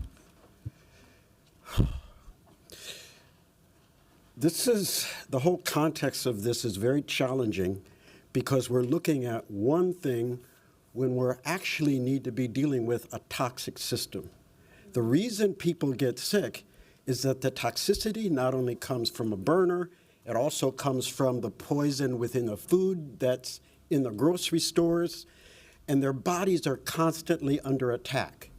So we're all kind of educated to look at things in fragmented ways, but as indigenous people, we look at the interrelationship of everything, and what happens to the poorest of us is going to happen to anybody, because it's a systemic problem. That's all I have to say. Thank you. Next is Alex Iverson, followed by Shiori Kondo Mohammed, and then Toya Lopez. Hi, all. I'm obviously not Alex Iverson. He had to leave because he was on call. Is it okay if I say his words? Yes. Thank you all. Hi, my name is Alex Iverson, representing myself and El Zapatero Bike Club. I am born and raised in the Twin Cities, working for the city of Minneapolis for 9 years and living in the city for 4, with the majority of our community rides taking place in Minneapolis. Whether it be Theodore Wirth Parkway, Boom Island, or downtown Minneapolis, these are areas we love to ride in. About 2 years ago, I co-founded a nonprofit, a bicycle club in the Twin Cities, the majority of our rides taking place in our backyard here in the city of Minneapolis. We organize community rides and partner with local businesses throughout the Twin Cities. We love to highlight local businesses and grow with them as we ourselves grow as a bicycle club. A few places we have partnered with in the area are PIF Minneapolis in Northeast, Fitchin in downtown, Studio 23 in Uptown. We have ventured through Minneapolis in our bicycles and enjoy beautiful scenic routes. With all that being said, our main goal is creating a safe and comfortable space for everyone to come out and ride bicycles throughout the community and be able to give them a chance to work not only on their physical well-being, but also their mental well-being. The pollution that is being let out into our inner city community is sickening. It affects not only the mission that I am pushing with our cycling club, but our community. The air we breathe is so key to our mental health and well-being. With so much open land outside of the inner city, I question why the incinerator was placed where it was in the first place. A highly populated area that has had a spotlight on it nationwide, let alone worldwide, for the past few years. How can we rebuild when our minds are tarnished with the most poisonous air that's polluting our largest and most diverse, beautiful city, Minnesota? As we cycle through the north side, we hope to show the city the positive impact we can push, or as I would say, pedal if we work together. Let's work together on shutting down the incinerator. Our slogan at Zapatero Bike Club is Stronger Together. Thank you for your time. Thank you for reading that. Next is Shiori Kondo Mohammed. I'm Shiori Kondo Mohammed, a cardiovascular ICU nurse at North Memorial and the Vice President of Minnesota Nurses Association. I have reviewed the presentation given by the city. As a nurse trained to practice on evidence-based research, I have a serious concern for the misrepresentation of health impact on the communities that most of my patients live in. We cannot ignore the combined risks that HERC pollutants have and cumulative effect that they've had the last 3 decades are far greater than what we've been reported by the city. 50% of Northside population is Black residents. Black Americans have a higher incidence of cardiovascular diseases and asthma. HERC has placed an additional burden and worsened risk for those chronic conditions. I care for acutely and severely ill patients from Northside and beyond with a variety of conditions such as heart attack, heart failure, pneumonia, COPD, and asthma exacerbation. I have also seen firsthand that patients with chronic cardiovascular and respiratory conditions do so much worse when they are met with severe infections such as COVID. Every single day, my fellow nurses and I work tirelessly for our patients in hope for sending them home with their loved ones.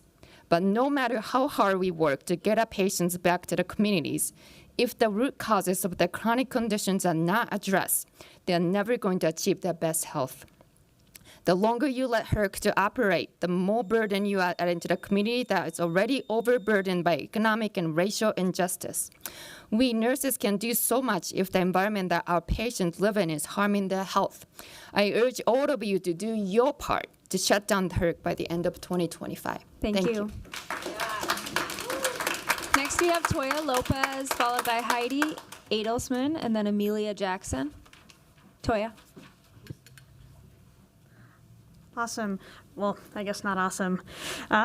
So, hi, everybody. I'm Toya Lopez, and I am a member of Health Professionals for a Healthy Climate, as well as an Elliott Park resident in Ward 7 and in House District 61A.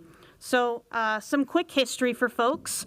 In 1987, the Minnesota Pollution Control Agency narrowly granted the permit for the HERC. 20 MPCA staff publicly denounced its approval. And in 1996, 1 year after I was born, Greg Spoden from the MN Department of Natural Resources confirmed that from May to October, the prevalent wind direction places Phillips and Elliott Park downwind of the incinerator. That's where I live. As an Elliott Park resident, I inhale and absorb the most intense concentration of poisonous substances emitted by the HERC. And also Healthcare Without Harm in 2001, as part of their campaign to shut down all incinerators, notes that no matter how modern an incinerator is, these facilities inevitably result in the release of toxic air emissions and production of toxic ash and residue. Now we're in 2024, and I'm here mostly as a resident. I know there are many points of pollution in my neighborhood. In the map that was seen earlier, if you look at the deep red parts, both of those are Elliott Park on the cancer and non-cancer map. I know I live right next to I-35 and I-94. And I would love those to be gone as well. My neighbor's apartment just burned down, and we felt that all throughout the neighborhood. And a different neighbor's apartment is shut down because it's no longer fit to live in. And my point is to stop pointing fingers and shut down all points of pollution, including the HERC. Thank you. Thank you very much. Next is Heidi Adelsman. Welcome. Thank you. My name is Heidi Adelsman, and I'm also here as a member of the Healthcare Professionals for a Healthy Climate. There's a handout that you have that is going to be sent to the Hennepin County Commissioners regarding this. I'm here to remind you that HERC, especially the dioxin and chlorine emissions, are exponentially harmful to children as their lungs and organs and immune systems are weaker and undeveloped, and as they breathe harder and faster because they're more active. I've seen this working with children at HCMC and at the Pediatric Oncology Ward at the University of Minnesota. Caring for a 6-year-old with a brain tumor, I saw how her family was hopeful she'd be successfully treated and had no idea. They had no idea how much they would all suffer as a result of her illness and seizures from chemo and radiation. As her family cried in the hallways, they turned trying to be strong for her because sometimes they'd have to hold her down for a blood draw or IV access. As there are too many families whose children have chronic asthma or cancer, those small bodies are overwhelmed daily by toxic emissions like those from the garbage burner, the dioxin, furans, and the chlorine. Long-term treatment and hospital bills add up, and jobs and housing are lost, and it's never ending because 95% of all childhood cancer survivors will have significant health-related issues by the time they're 45 from the side effects of treatment. Consider the many playgrounds within less than 1 mile of a radius of the garbage burner. Mary's Place, the homeless shelter, Kinderberry Hill, preschool, and at 0.3 miles is the North Loop Green, a self-described luxury apartment with outdoor dynamic green space. Who wants their children playing there? So in closing, we will not hold individual and families as the sole accountable sources for what we know are the environmental causes, increasing rates of childhood cancer and asthma. As caregivers to children, we demand the outdated HERC facility be closed to improve children's health outcomes. Thank you. Thanks. Next up is Amelia Jackson. Then we're going to have Lachelle Cunningham and Jessica Garraway. Amelia.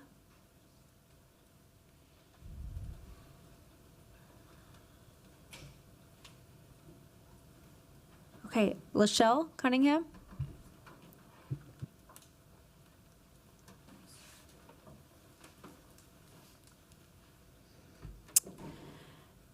Hello, my name is Lachelle Cunningham.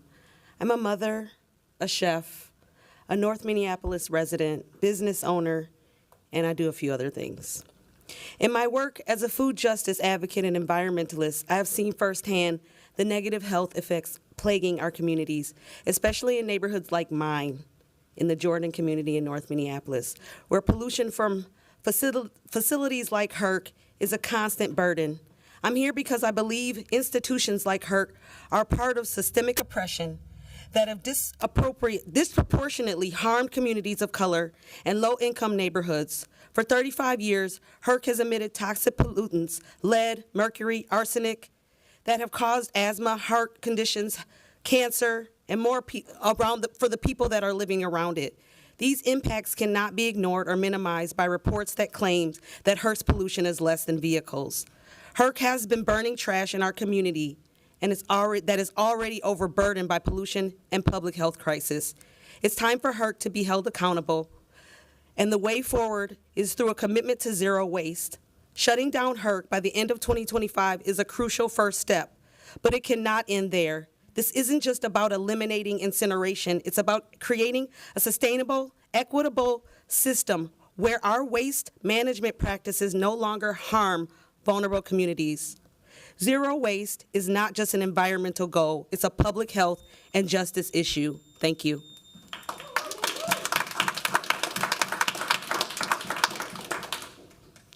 Is Amelia Jackson here?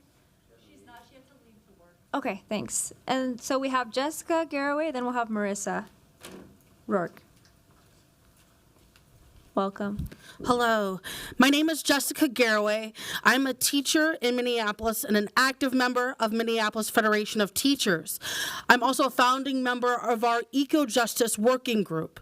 And as educators and union members, we have found the matter of closing the HERC tremendously important. For one, there are 18 elementary schools within a 2-mile radius of the HERC, and that is mostly BIPOC and working class communities. In the metro area, 10% of all deaths are due to air pollution. Not only does it poison the air, the HERC, it is also the 31st biggest emitter of CO2 in the state. So if we just turn on your TV, you see wildfires, you see record heat, you see record storms and heat records being broken. We're in a climate emergency, and continuing as we have been just is not acceptable. In Minneapolis Federation of Teachers, we say our children's living conditions are our working conditions, and we're standing by the point that they do not deserve to be sacrifice zones any longer. Lastly, I come here as a union member, very deeply invested in a union movement that can transform the world for the better, especially around the ecological emergency created by business as usual. There are tons of jobs, 200 times as many jobs as landfills and incineration if we would commit to a zero waste economy. This would be a boon to the local economy, and it would be transformative. So in conclusion, let's stand by solutions that get to the root of the problem. Let's not kick the can down the road while people continue to die from inaction. Thank you. Next we have Marissa Rourke, followed by Jackson Kerr, and then Christy Dolph. Marissa Rourke.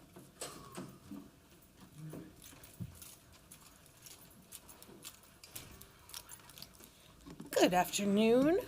Everybody can hear me? Awesome. My name is Marissa Bremer Rourke. I am a resident in 55413. I'm a parent, and I'm an employee in the city of Minneapolis. I work for the University of Minnesota with the Teamsters Local 320. You're going to hear a ton of arguments today about pollution, about health, and about justice. Those are all incredibly important, and I'm not going to belabor the point. I'm here on behalf of labor. I'm here on behalf of jobs and the people that do them. Labor is absolutely invested in this transition. Zero waste will 100% provide more jobs, and we'll need more people to do them. Waste is a huge industry, and we have a huge opportunity to create good jobs for our citizens. We have an opportunity to be a leader and to showcase the right way to do things. Minneapolis and Minnesota have garnered a national spotlight, and this presents a unique platform for us to once again demonstrate why we are a city to emulate. Transition is hard, it's uncomfortable, and it's traumatic, a lot like birth. It's no fun, but on the other side is something wonderful. Thank you. Thanks. Next we have Jackson Kerr, followed by Christy Dolph, and then Bill Yates. Let's go, Jackson. Hello. I met some of you earlier this week on behalf of the convention center. I am here in a different capacity, a more personal capacity, to talk about shutting down this trash incinerator.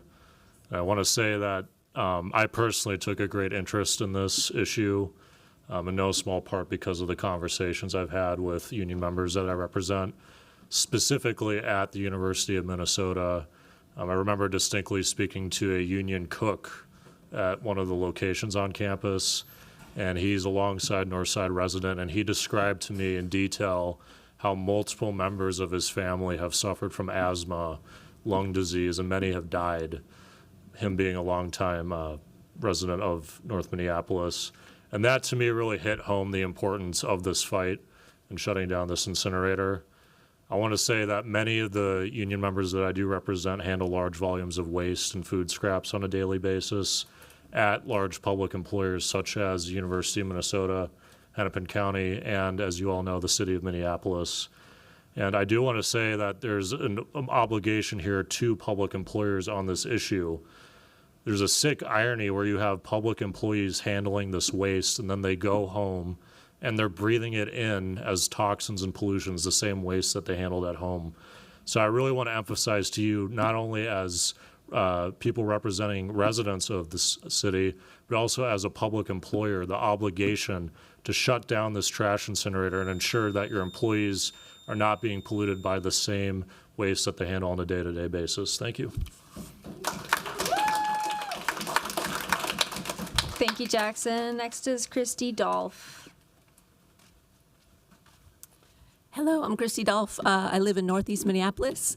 I'm also a research scientist at the University of Minnesota. My expertise is in water resources and environmental health. I just wanted to flag a number of concerns I had about the presentation you saw earlier. First, this idea that risk is linear. I think it's likely that people who are exposed to a lot of pollution already may experience additional risk from pollution being layered in on top of that, like from the HERC. I'm also concerned about additional contaminants that weren't talked about this morning. So, for example, PFAS, we're concerned about the cancer risk from that. We didn't see that in the presentation. I think that's a risk from the HERC as well. I wanted to mention this issue of landfills versus the HERC. I know there's some concern about contamination from landfills. I think the most important issue is the environmental justice issue and the disproportionate impact that the HERC is having on people who are already facing pollution burden and socioeconomic burden. I also wanted to just raise the issue that contaminants that we put in the air do come back down. So they also represent risk to land and water ecosystems. And then lastly, some of the risk assessment of the HERC seems to be based on this idea that dilution is the solution. Like if we blast it into the air and it's diluted, it won't be as dangerous. I think that's a concept that has been debunked in water resources and also should not be applied to how we think about air pollution and community health. And that's it. Thanks. Thank you, Christy. Next. If we don't get it, Thank you. don't get it, shut it down. All right. That is wonderful. Thank you very much. We'll also ask you to just please refrain from too much extra decorum issues in the chambers. So our next speaker is Bill Yates, and then we'll have Jeremy Marshik, followed by Joe Hesla.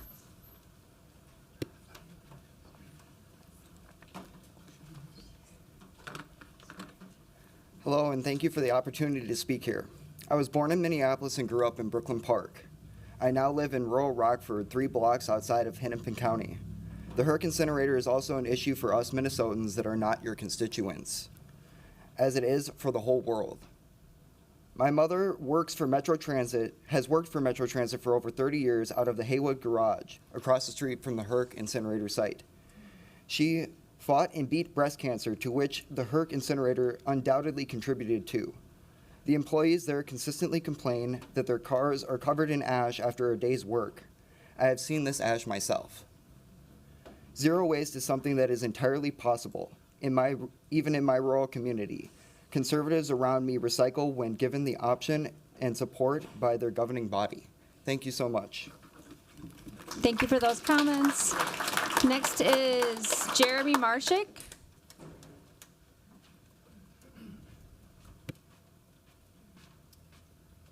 Hi.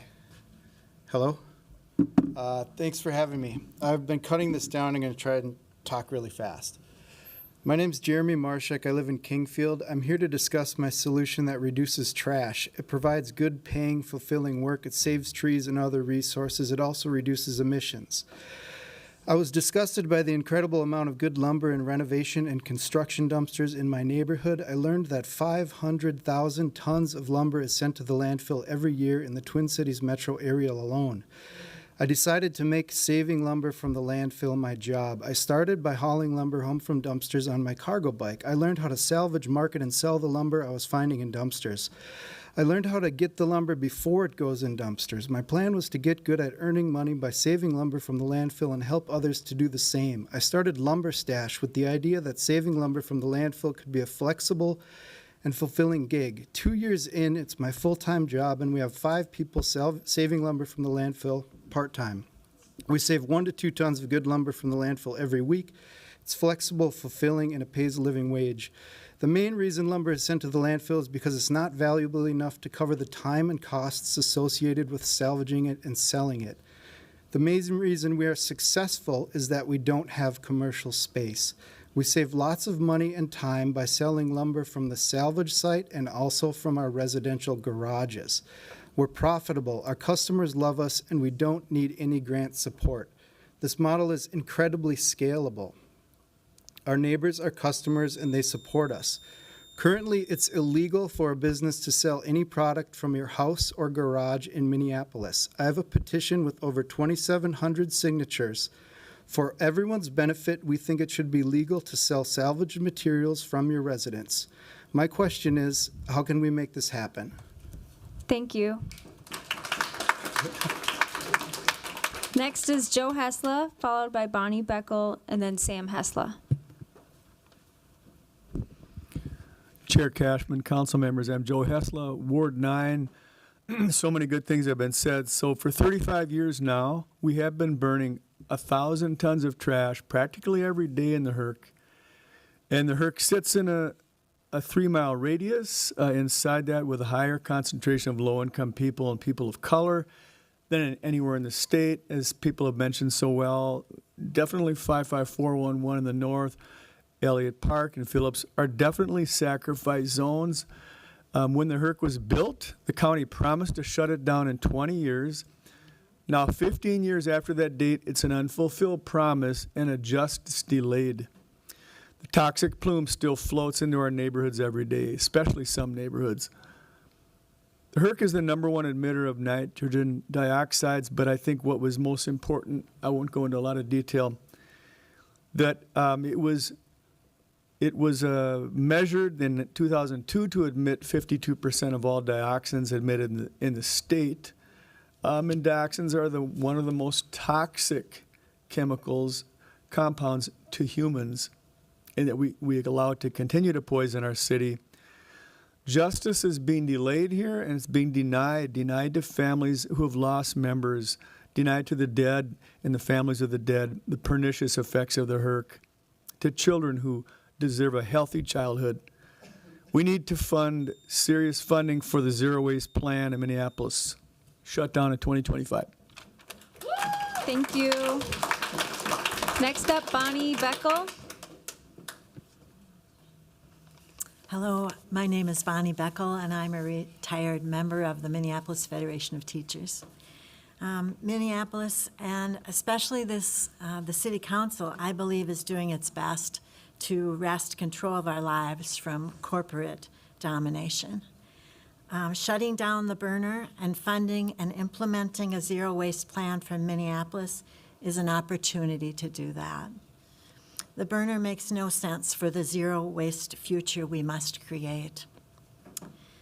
And I know it's true that the burner is damaging people's lungs, which often leads to shortening people's lives. So my dream for Minneapolis is that when we shut down the burner, we will seriously take on the job of net zero. This is about what we allow to be produced, making producers responsible for recycling. It's about what we allow to be sold. And it is about personal responsibility, about what we buy and what we do with its packaging.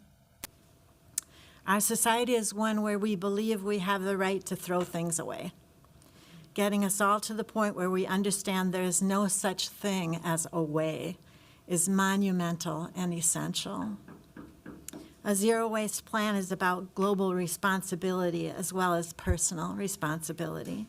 Picture mountains of Minneapolis trash in the global south, thousands of miles from here. Clearly, it's not okay systemically and personally to produce and use products that don't go back to the earth, that aren't being recycled, that burn in the burner, releasing toxins and adding to climate change. Thank you. Thanks. Next is Sam Hesla, followed by Cassandra Hendricks, and then Maxime Gruen.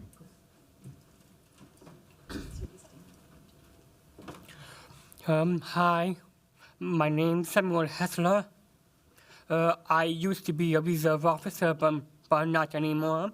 And I want to say it's time to shut down the burner. And I also want to say that Donald Trump needs to be done. He's done. He needs to be in jail. And I also want to say the mayor needs to be arrested. And it's time to shut down the burner. Let's go. Thank you. Amen to that, and I'm done speaking. Thank you for your comments. Next, we have Cassandra Hendricks. Cassandra.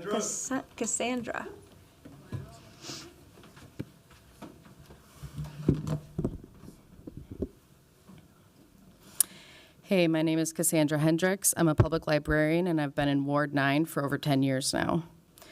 The global pandemic has been shouldered by poor people, disabled people, Black and brown communities, and now the same with the climate emergency. If you choose to keep the HERC open, you commit to continue poisoning the communities that have the solutions to these emergencies. Come to poor and working class neighborhoods if you don't hop on the highway and drive through them, and you'll see the ways people are fighting back and living the possibilities of zero waste. In our neighborhoods, we turn trash into art and abandoned pallet boards into raised beds to grow food for the neighborhood and the boulevards. We have high-density housing. We save seeds in the libraries. We host skill shares and fix-it workshops. I could go on. And we are renters, poor people, immigrants, people hustling multiple jobs. Often we are time poor, and we do this because that's what you do when you have little money. We use what we have and we reimagine it. Whose imagination is so limited here? Whose lives can't change to close the HERC? We live this way without your support often, in spite of the policies made here. Stop making poor people pay with our bodies for waste we aren't producing, and close the HERC. Next is Maxime, followed by Joshua Lewis, and then Yolanda Roth. Hello, my name is Maxime, and I'm a Ward 12 resident here in Minneapolis. I want to thank you all for the time to speak today, and I did have something longer prepared. With this time, I'll submit what I don't get to. I also want to add that I've not heard anything spoken by the folks here to speak today that I don't agree with. So for every comment that you hear, know that there are thousands of people behind them who live here who agree with them. I'm here today because I love Minneapolis. I moved here 2.5 years ago from Michigan for a number of reasons, one being that Minneapolis set itself apart when it declared racism a public health emergency. As someone who studied and worked in the healthcare system for 6 years before moving into environmental justice work, I was inspired by the people turning out for justice-oriented change. I am waiting with bated breath for the city to respond with action. The HERC resolution being discussed today, to me, is an opportunity for the city to prove itself by shutting down HERC no later than 2025.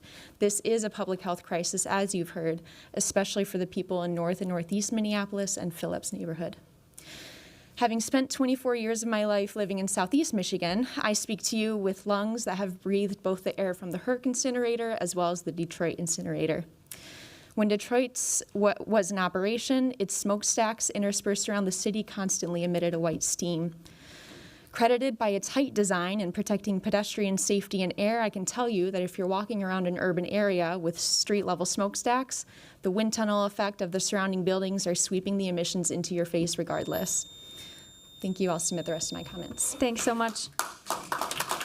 Next is Joshua Lewis, followed by Yolanda Roth, and then Jessica Intermill. Let's go, Joshua.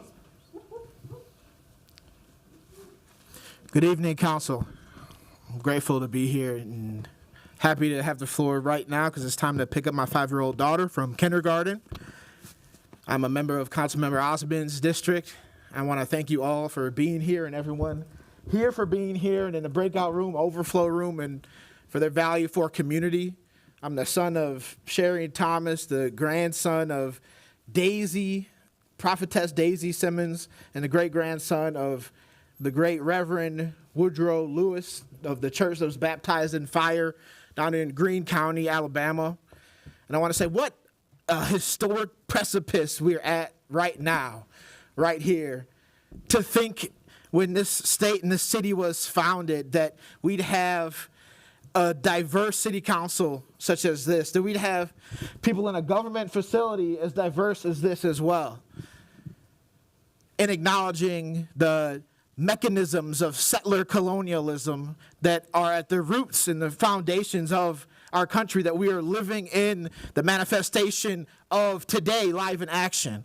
Let's not be naive to think that the county just, it's a good idea to measure the HERC across the 607 square mile of the Hennepin County. Let's compare the numbers, like brick by brick, all the cars that we have. No, let's not be naive and think that that's just innocent, right? Or that's not laziness. I want to say we need to analyze the real transfiguration of racial slavery and the racial social caste system that we have in our country today and understand that environmental racism and redlining is having an impact on kids today in the classroom who have to leave because their allergies are gripping them, because they can't breathe because their lungs are squeezing them, and the cancer patients of the neighborhoods. There's so much more I want to say. I want to be respectful to everyone here and also be a good dad and be on time, so I'll leave it at that. But be our champions. You are the ones. Today is the day. Thank you. Next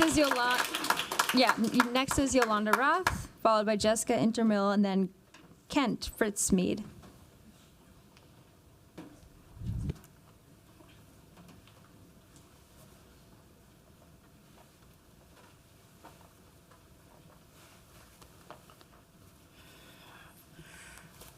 Thank you, Council and Chair Cashman. Yolanda Roth had to leave and requested that I speak in their stead. So, I hope everybody can remember the rather seminal last words of a young black man in New York. I can't breathe. Hopefully, we haven't forgotten that these are some of the chief words that need to be remembered when we are dealing with communities, especially communities of color, in our city and in our country. I've been working against the HERC, trying to get it closed down since approximately 2016, a blink in the eye for some of the people who have been here trying to speak against it today. I can tell you that Neighborhoods Organizing for Change went around the black community surrounding the HERC and found that 99% of the households that they went to had respiratory issues in that household. I can't breathe is still a circumstance that we need to deal with here in Minneapolis. The idea that a presentation putting forth certain cancer statistics or a potential risk of a specific building is all that's necessary cannot be our position. I believe many of us here in this room and even there on the council dais have actually worked against cumulative impacts in our communities. And so the idea that the HERC adds to these cumulative impacts is obvious. Thank you. Thank you very much. Appreciate it. Have a good day. Next is Jessica Intermill. Jessica.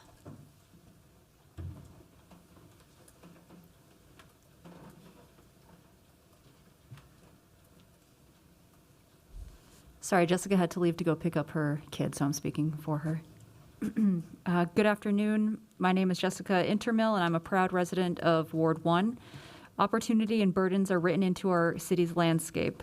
In 1910, white Minneapolis homeowners began adding racially restrictive covenants into residential deeds, blocking home sales to black and brown neighbors in certain areas of the city. As these covenants spread, so did segregation. Decade by decade, white residents forced black neighbors from South and West Minneapolis to the more industrial Seward, Phillips, Powderhorn, and near North neighborhoods. Redlined federal lending maps perpetuated the segregation in law. City leaders relied on these maps to place parks in white neighborhoods and to place highways in the black neighborhoods away from white homes. But now, as always, long after segregation fell, the most diverse areas of our city today remain the same ones that were redlined in the past. And conversely, the whitest areas of our city are the same ones that boasted racially restrictive covenants. But the whitest areas of our cities are also the healthiest. By pushing non-white populations to industry-adjacent neighborhoods and then placing the city's heaviest automobile emissions next to and through these neighborhoods, city and county leaders chose to place the pollution burden of this city on black and brown bodies. And then in 1989, the county added a garbage burner. It did not place it in Bryn Mawr or Nokomis or Southwest. It built it in near North. And the county has continued to burn 2 million pounds of trash per day, every day, emitting 173 tons of carbon dioxide per year, to say nothing of other toxins.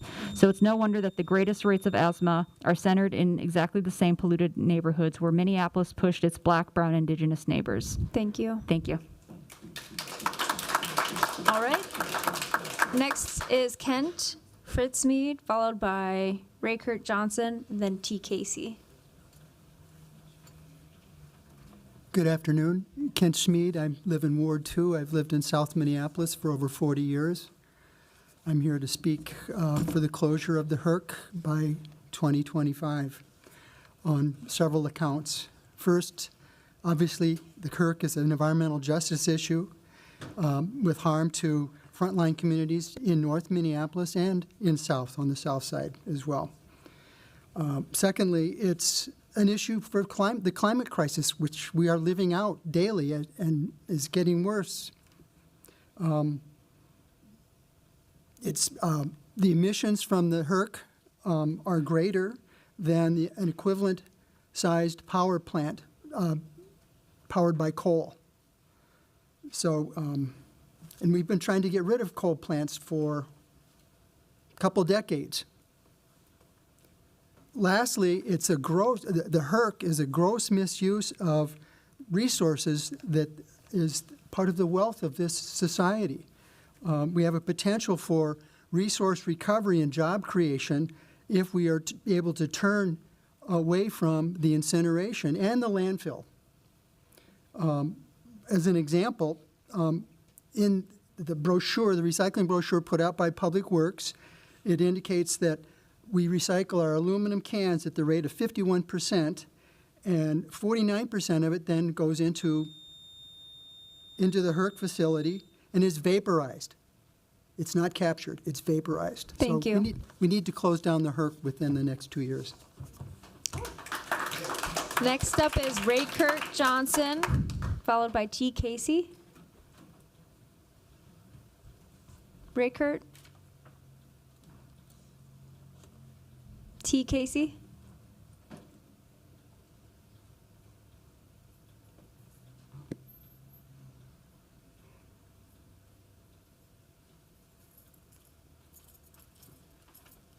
Hello. I'm a school nurse in Minneapolis, and it's very obvious just from opening up medicine cabinets in schools around the district about who is being poisoned.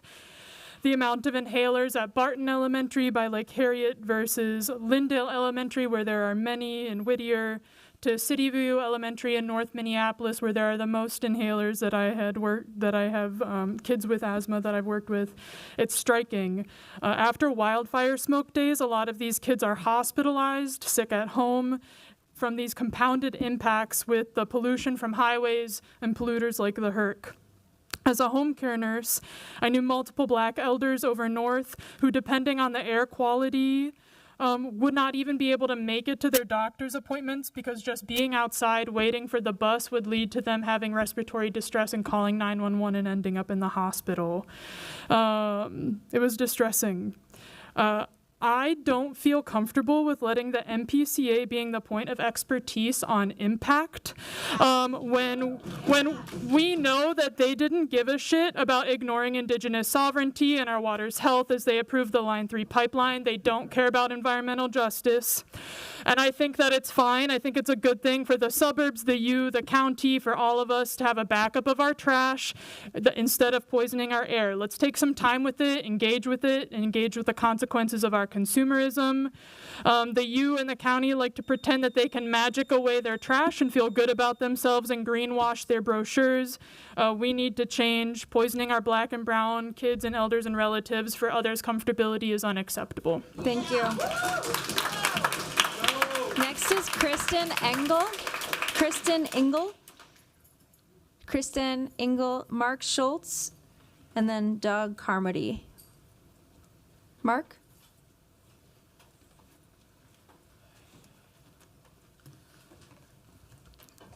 Good afternoon. My name is Mark Schultz. I've lived in South Minneapolis since 1983, Ward 9.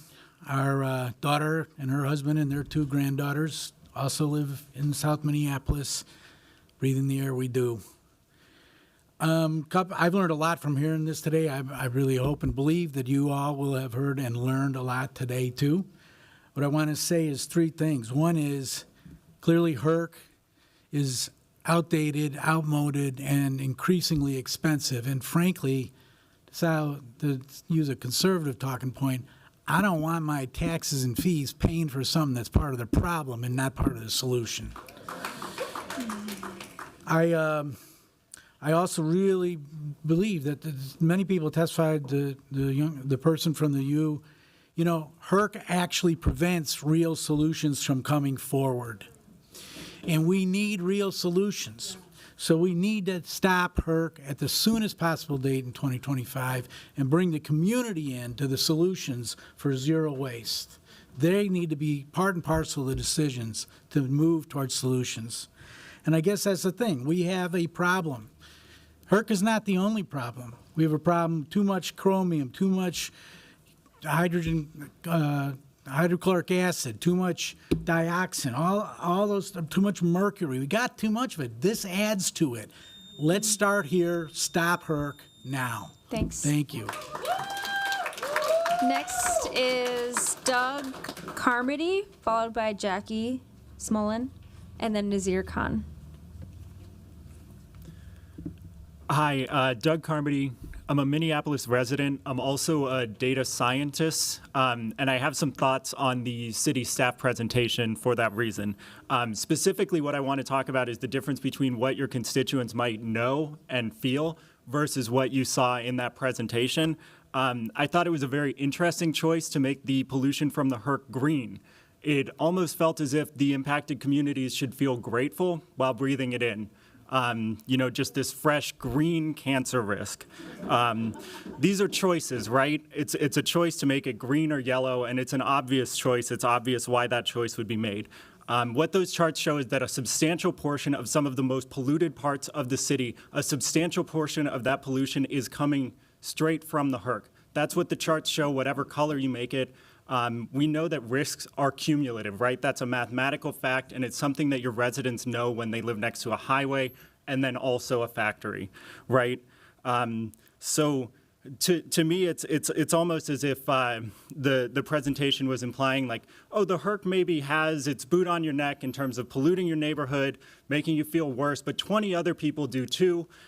So why are you mad at the HERC, right? That was the feeling that it gave me, and I think that's a feeling that a lot of people have, and that's an argument that your residents have probably heard before, but usually they hear it from corporations and not public servants. Thank you for your time. Thank you. Next is Jackie Smolin, followed by Nazir Khan, and then Evan Mulholland. My name is Jackie Smolin, and I'm a resident of Minnetonka. I'm involved in climate justice work through our church, and we're trying to spread information on reducing, reusing, recycling, heat pumps, solar panels, and composting. I am frankly outraged that my garbage is being burned in North Minneapolis, and I want to apologize for my part in that environmental and racial classism. I'm sorry that innocent children and families and people are being made sick by the garbage that's being burned. I think that's wrong. When I mentioned my concern to the Minnetonka Sustainability Commission, they said it was Hennepin County's issue and went on to the next agenda. I think they passed it on to Hennepin County, and I think Hennepin County has passed it on to Minneapolis as something that they need to be dealt with. It is all of our responsibility. We should all be responsible for cleaning up our own messes and not endangering others with it. We need someone in government to take decisive action to move us forward to net zero waste. And as long as the HERC is operating, there is no pressure to change. I ask you to pass a resolution to shut down the HERC as soon as possible by 2025, so that there will be pressure to really increase efforts to reduce, reuse, recycle, and compost, and we're not making innocent people sick. Thank you. Thank you. Next up is Nazir Khan, followed by Evan Mulholland, and then Julia Johnson. Let's go, Nazir! Nazir! I wasn't going to speak, actually, but I felt compelled to respond to the city presentation that was just delivered on air pollution. Councilors, I want to speak on this presentation that staff just did because this is the sort of presentation that is always what happens when impacted communities raise their voices and complain about being harmed and killed. So-called experts in government and industry are brought out to delegitimize them, minimize their concerns, and ultimately silence them. Data is manipulated. Actual harms and dangers like PFAS not being destroyed by incineration, which the MPCA itself admits are somehow not mentioned, and any sort of precautionary principle is thrown aside with, prove to us that this thing is killing you. The same thing happened for years in Flint, Michigan. Parents noticed the change in water, noticed their kids getting poisoned, but government experts refuted, denied, and even humiliated them. And then finally, after years, one brave physician said, no, you know what? They're right. And now, just a couple days ago, the EPA announced that all lead pipes in the entire country must be replaced. The same thing will happen someday soon with incinerators. All over the world, people are turning, government officials, even in Scandinavia, which Hennepin County loves to refer to. So, councilors, I thank you for stepping up with this resolution, for listening to frontline communities. I see you and how you have been standing for environmental justice, even when it is difficult. I thank you for your leadership and vision, and I ask that you don't weaken this resolution, that you continue to stand with us after this is passed, as we work towards justice, regeneration, and a new world that doesn't sacrifice people for the profits of county bondholders and polluting corporations like Covanta and Great River Energy. Thank you. Next we have Evan Mulholland, followed by Julia Johnson, Lee Samuelson, and then Frank Hornstein. Evan Mulholland, followed by Julia Johnson, Lee Samuelson, and then Representative Frank Hornstein.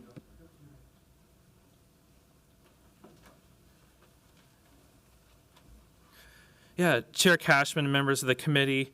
Yeah, long before I got into energy and community power and became a cancer survivor, I got my start trying to set up a recycling system at my high school, and yet years later we're somehow stuck at a 35 to 40% recycling rate, and I'm hoping that the movement we see right here in this room will provide the leverage we need to reach the state mandated goal of 75% by 2030, and we can't afford to miss this opportunity to invest in zero waste instead, and the federal funding for it right now.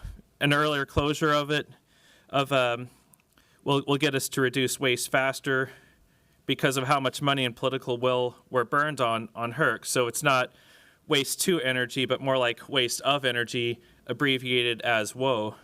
And I recall hearing from some of you in candidate forums last year on video that the economics of it are not sustainable. The county has spent nearly $100 million since 2012 in repairs on it, and at this rate, the aging facility will take $65 million for repairs and upgrades, and it'll balloon to $460 million through 2040. And Hennepin County has already accrued over $37 million in debt since 2012 to pay for the HERC repairs. And one interesting factoid when I look at historical maps back in indigenous times, the land where the HERC is situated now, it used to be called Hoag's Lake. Thank you. Our next speaker, Evan Mulholland, are you here? If not, we'll go on to Julia Johnson. Julia? Hello, my name is Julia Johnson. I'm a resident of Southside Minneapolis. Today I brought my 7-year-old son, and when I explained to him that we are fighting for the HERC to close, this has been the easiest event I've had to explain to my child. We know that burning trash, when we go camping, when we're in our backyard with a fire pit, we don't do that. It hurts our lungs, animals, plants, water, soil. So yes, we have to think about what we do with our trash. We have to build systems, reduce, reuse, recycle, compost. But it's easy to explain to my son. And if I can explain it to an elementary aged child, then please do not allow anyone to speak to us today like this is too complex of an issue to understand, that the HERC is too needed for it to be removed by the end of 2025. If it smells like burning trash, if it looks like burning trash, if it poisons our people like burning trash, what is the question? I moved here from the Smoky City, Pittsburgh, Pennsylvania. I fled because of the pollution there, the toxicity. I did not want to raise my child to grow up and have asthma. I want to raise my family here. I can't do that with the HERC in my backyard. I got a call from my cousin. Her son stopped breathing in Pittsburgh. I want them to move here, but I can't tell them to come move here so they could live down the street from the HERC. Option A, build a time machine, go back and shut down the HERC before it even begins. Option 2, the only option, is to close the HERC by 2025 and to bring the people who have suffered for 35 years, allow them to get care and justice. Thank you. So we just have 2 speakers left on the list. We have Evan and we have Representative Frank Hornstein. Frank?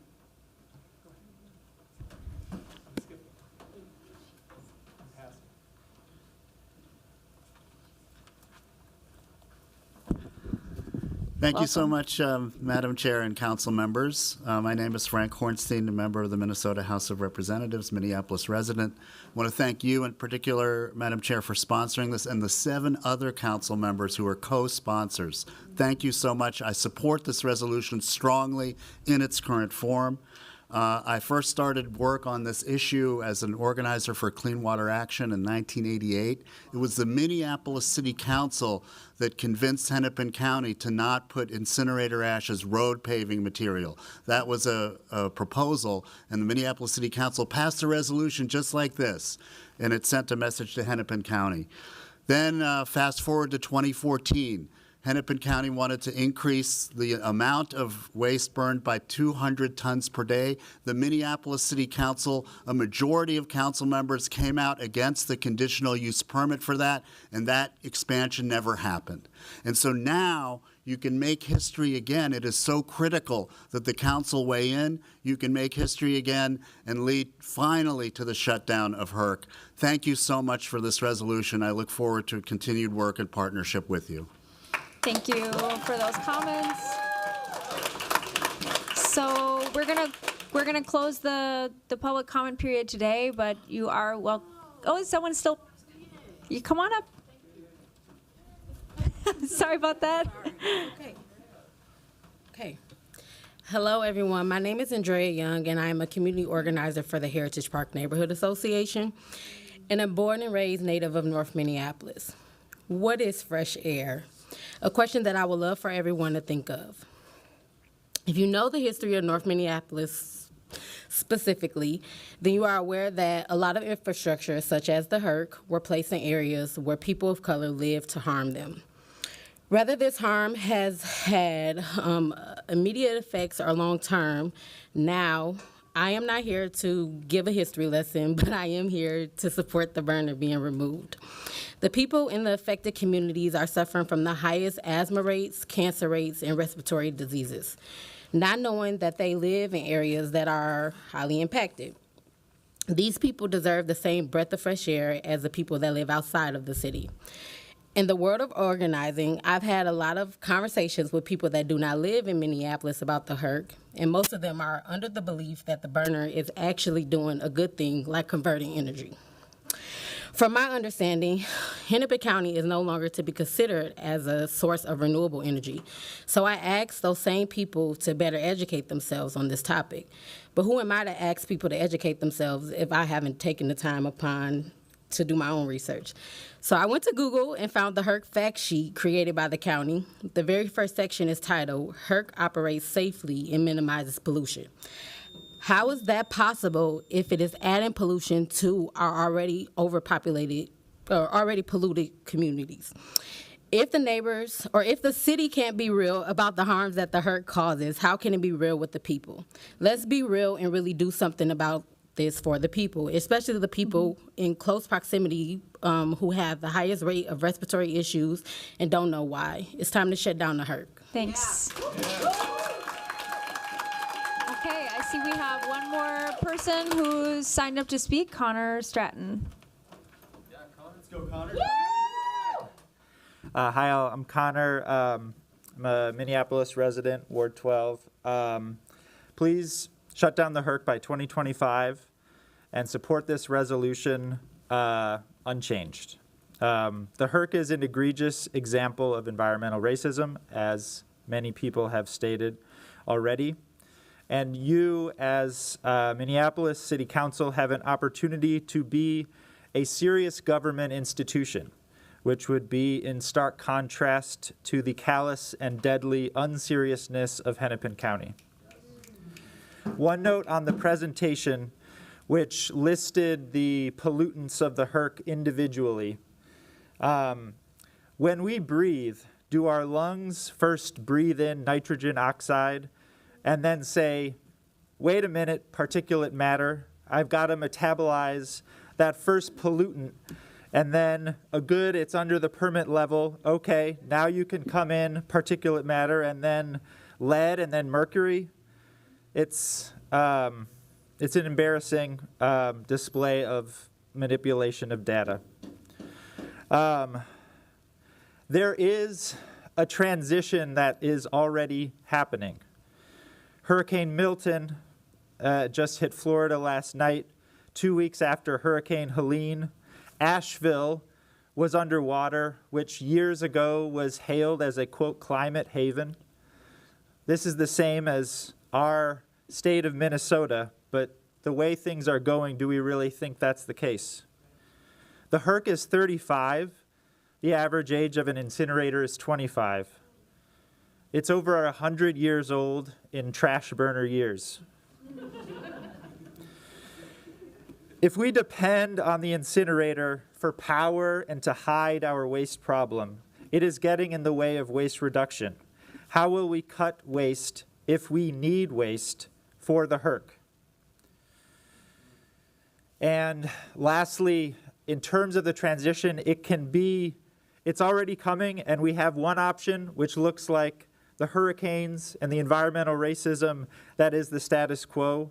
And there is another one that is a zero-waste economy with strong union green jobs and a circular economy, and an economy where people can breathe and live and thrive. Thank you. Thank you. All right, that concludes the public comment period. I really want to thank everyone for showing up for their communities, for our future, for the city.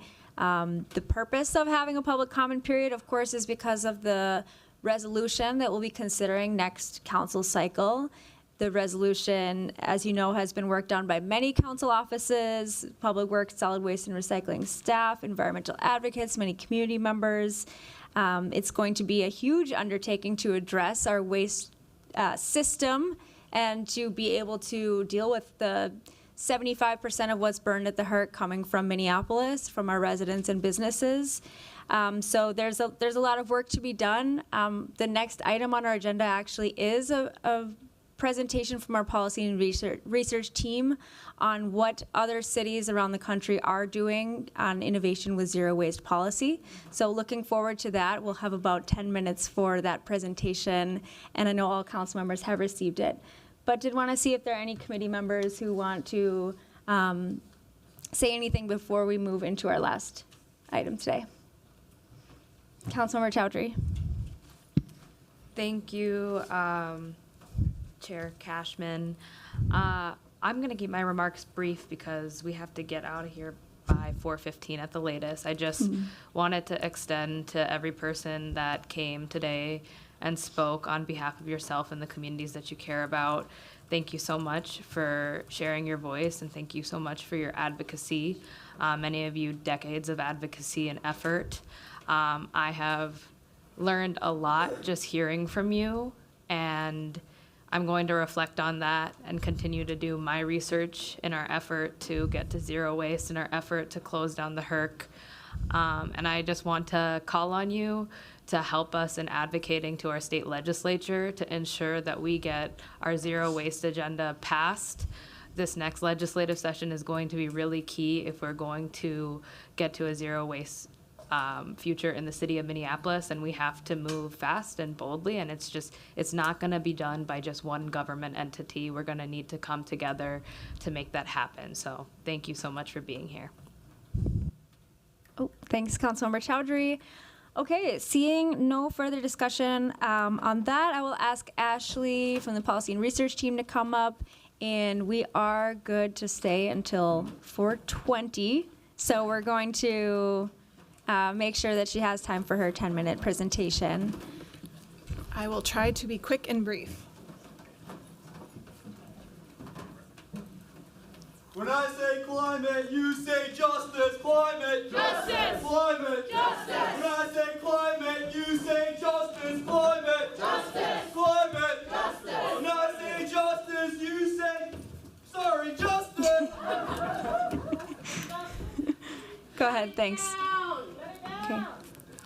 Thank you. Good afternoon, Chair Cashman, members of the committee. My name is Ashley Juk from the City Auditor's Policy and Research Division, and I'm here to discuss a national landscape on zero waste policies. On July 25th, this committee directed Policy and Research to complete a national landscape analysis of cities' policies, regulations, and programs that relate to achieving zero waste. We were also directed to identify example cities' benchmarking, metrics, good practices, and incentives. Zero waste is a really broad topic area, so I want to start with just some overarching themes from the report. Cities' residential and commercial trash, recycling, and composting collection services vary greatly.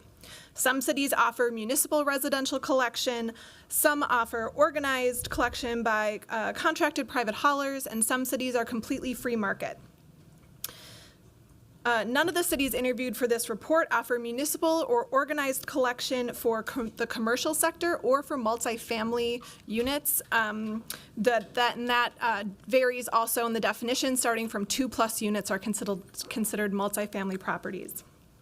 Cities stated that their material management choices are regulated by numerous factors, including their city charter, county and state laws, and are also impacted by private sector haulers and other infrastructure.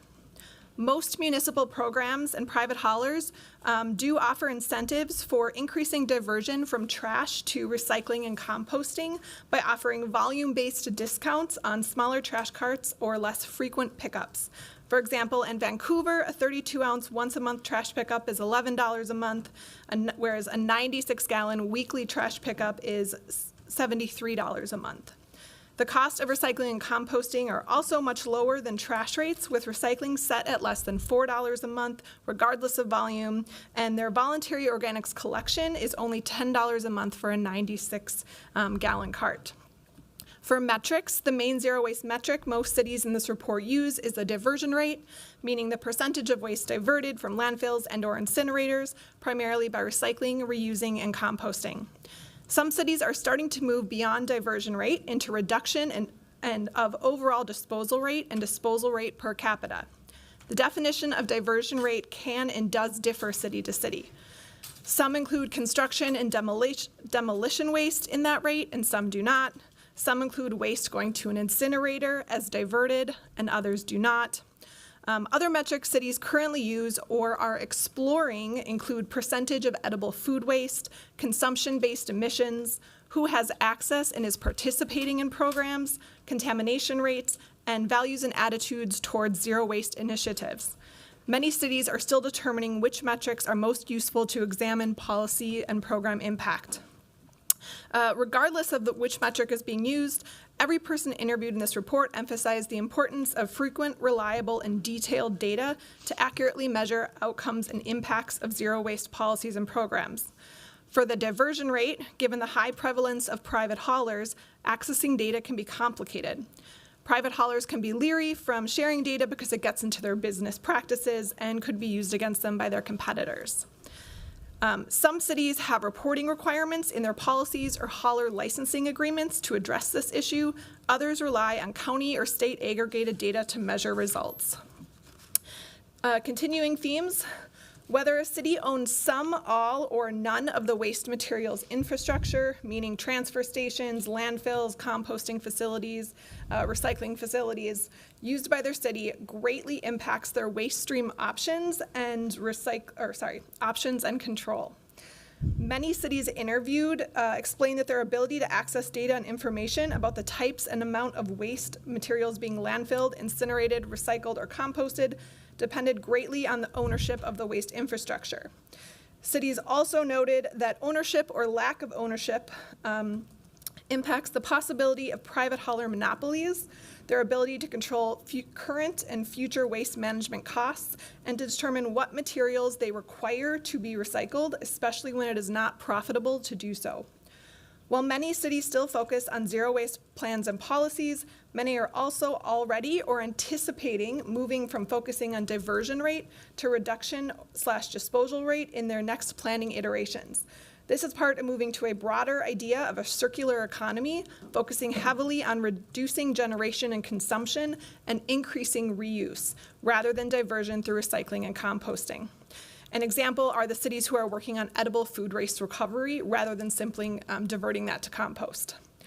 Many cities interviewed also discussed the importance of sufficient resources for funding for effective policy and creation implementation. Seattle Public Utilities staff stated it quite plainly, saying policies can be effectively meaningless if not resourced and enforced. While zero waste policy is an important lever for driving change, policy alone is not going to do it. It needs to be followed with ongoing resources for effective implementation, and that includes periods of elevated investment. Unsurprisingly, state-level policies and regulations have a high impact on municipal zero waste policies, regulations, and programs. For example, some cities interviewed are in a state where it is illegal to ban plastic bags, whereas other cities exist in a state where there's already a state-level ban on single-use plastic bags. While there are many different policies and programs elaborated throughout the report, I'm going to highlight a few that are either very common or are unique. Numerous cities require separation of recycling and/or composting materials trash for both residential and commercial sectors, either by municipal or state policy. Some cities can and do fine properties when contamination occurs in any of the waste streams. Contamination can be a really big issue. The organics contamination in Boulder, for example, caused the region's only commercial composter to reduce materials accepted to only food scraps and yard waste, which negated some of the composting requirements in Boulder's Universal Zero Waste Ordinance. Construction and demolition recycling, also known as deconstruction, is another very common policy. Most have requirements related to a percentage of debris weight diverted from the trash system, although some are considering focusing on other aspects, such as requiring a certain percentage of wood rather than just weight, because weight diversion compliance can be achieved by, often be achieved by cement alone. Common policies and regulations also include composting and recycling event requirements, as I said, plastic bag bans or disposal bag fees, single-use and/or plastic item restrictions, and waste hauler reporting requirements. A unique regulation in Austin is their clean community fee. All residents, including single-family homes and apartments, pay $5.45 a month for this fee, which contributes to services in the zero waste category. Commercial properties pay $14.65 per month. Boulder also has taxes that pay for their zero waste efforts, as low as $3.50 per month for households, 85 cents per cubic yard for trash for businesses and multifamily units that use like a centralized dumpster. And then the climate tax is an additional $50 annual for household and more for businesses. Moving into highlighted programs, most of the cities interviewed have begun efforts to reduce edible food waste. Since January 1st of this year, San Diego, for example, requires large events to enter into a written agreement with a food recovery organization or service and arrange for them to collect the surplus edible food or accept edible food to be self-hauled to their facility. Curbside composting is another common program, with some of the cities having strong programs already established, and others piloting curbside pickup along with expanding food waste drop-off locations. Creating new or expanding existing reuse programs and centers was also a common theme. Move Out ATX in Austin, for example, is an annual event where university students donate gently used items rather than disposing of them when they move out. And, to expand this opportunity, the city intends on using a $4 million Environmental Protection Agency grant to open a furniture repair and reuse warehouse no later than 2026. Cities also have a range of zero waste business incentives. Circular Austin Showcase provides the opportunity for circular economy businesses and entrepreneurs to compete for $2,000 cash prize every year.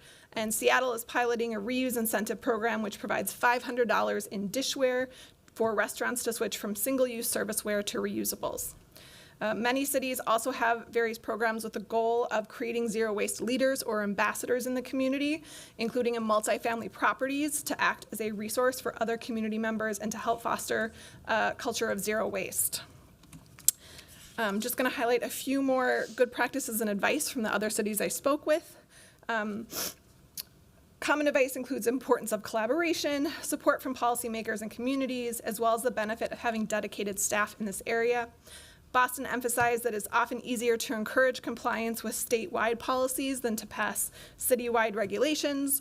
Seattle certainly agreed. They look at themselves as a laboratory where city ordinances are often scaled up to a statewide level. This helps them, it helps all the actors know and follow the same rules, and it helps them with enforcement as well. Education and outreach is another common refrain. Boulder County discussed the importance of multiple layers of community feedback, saying there should be a balance between engagement, what does the public want to do, and outreach, hey, this is what's going on that we're planning on doing. It's important to ensure there's not an assumption of how the public will feel, and also to operate with a lot of transparency.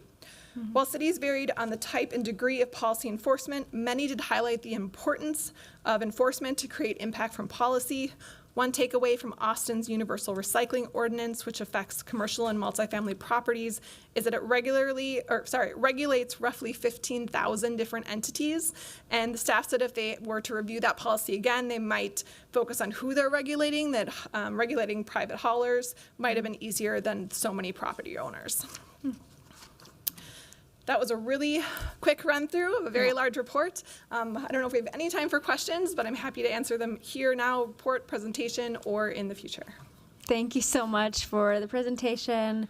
I I think we do need to wrap up for today, so I'll just welcome colleagues sharing questions with me to pass on to Ashley or reaching out to you directly to have more conversations about this. Thank you for it. Thanks. So going to ask the clerk to receive and file that report. And without objection, we stand adjourned. Thank you.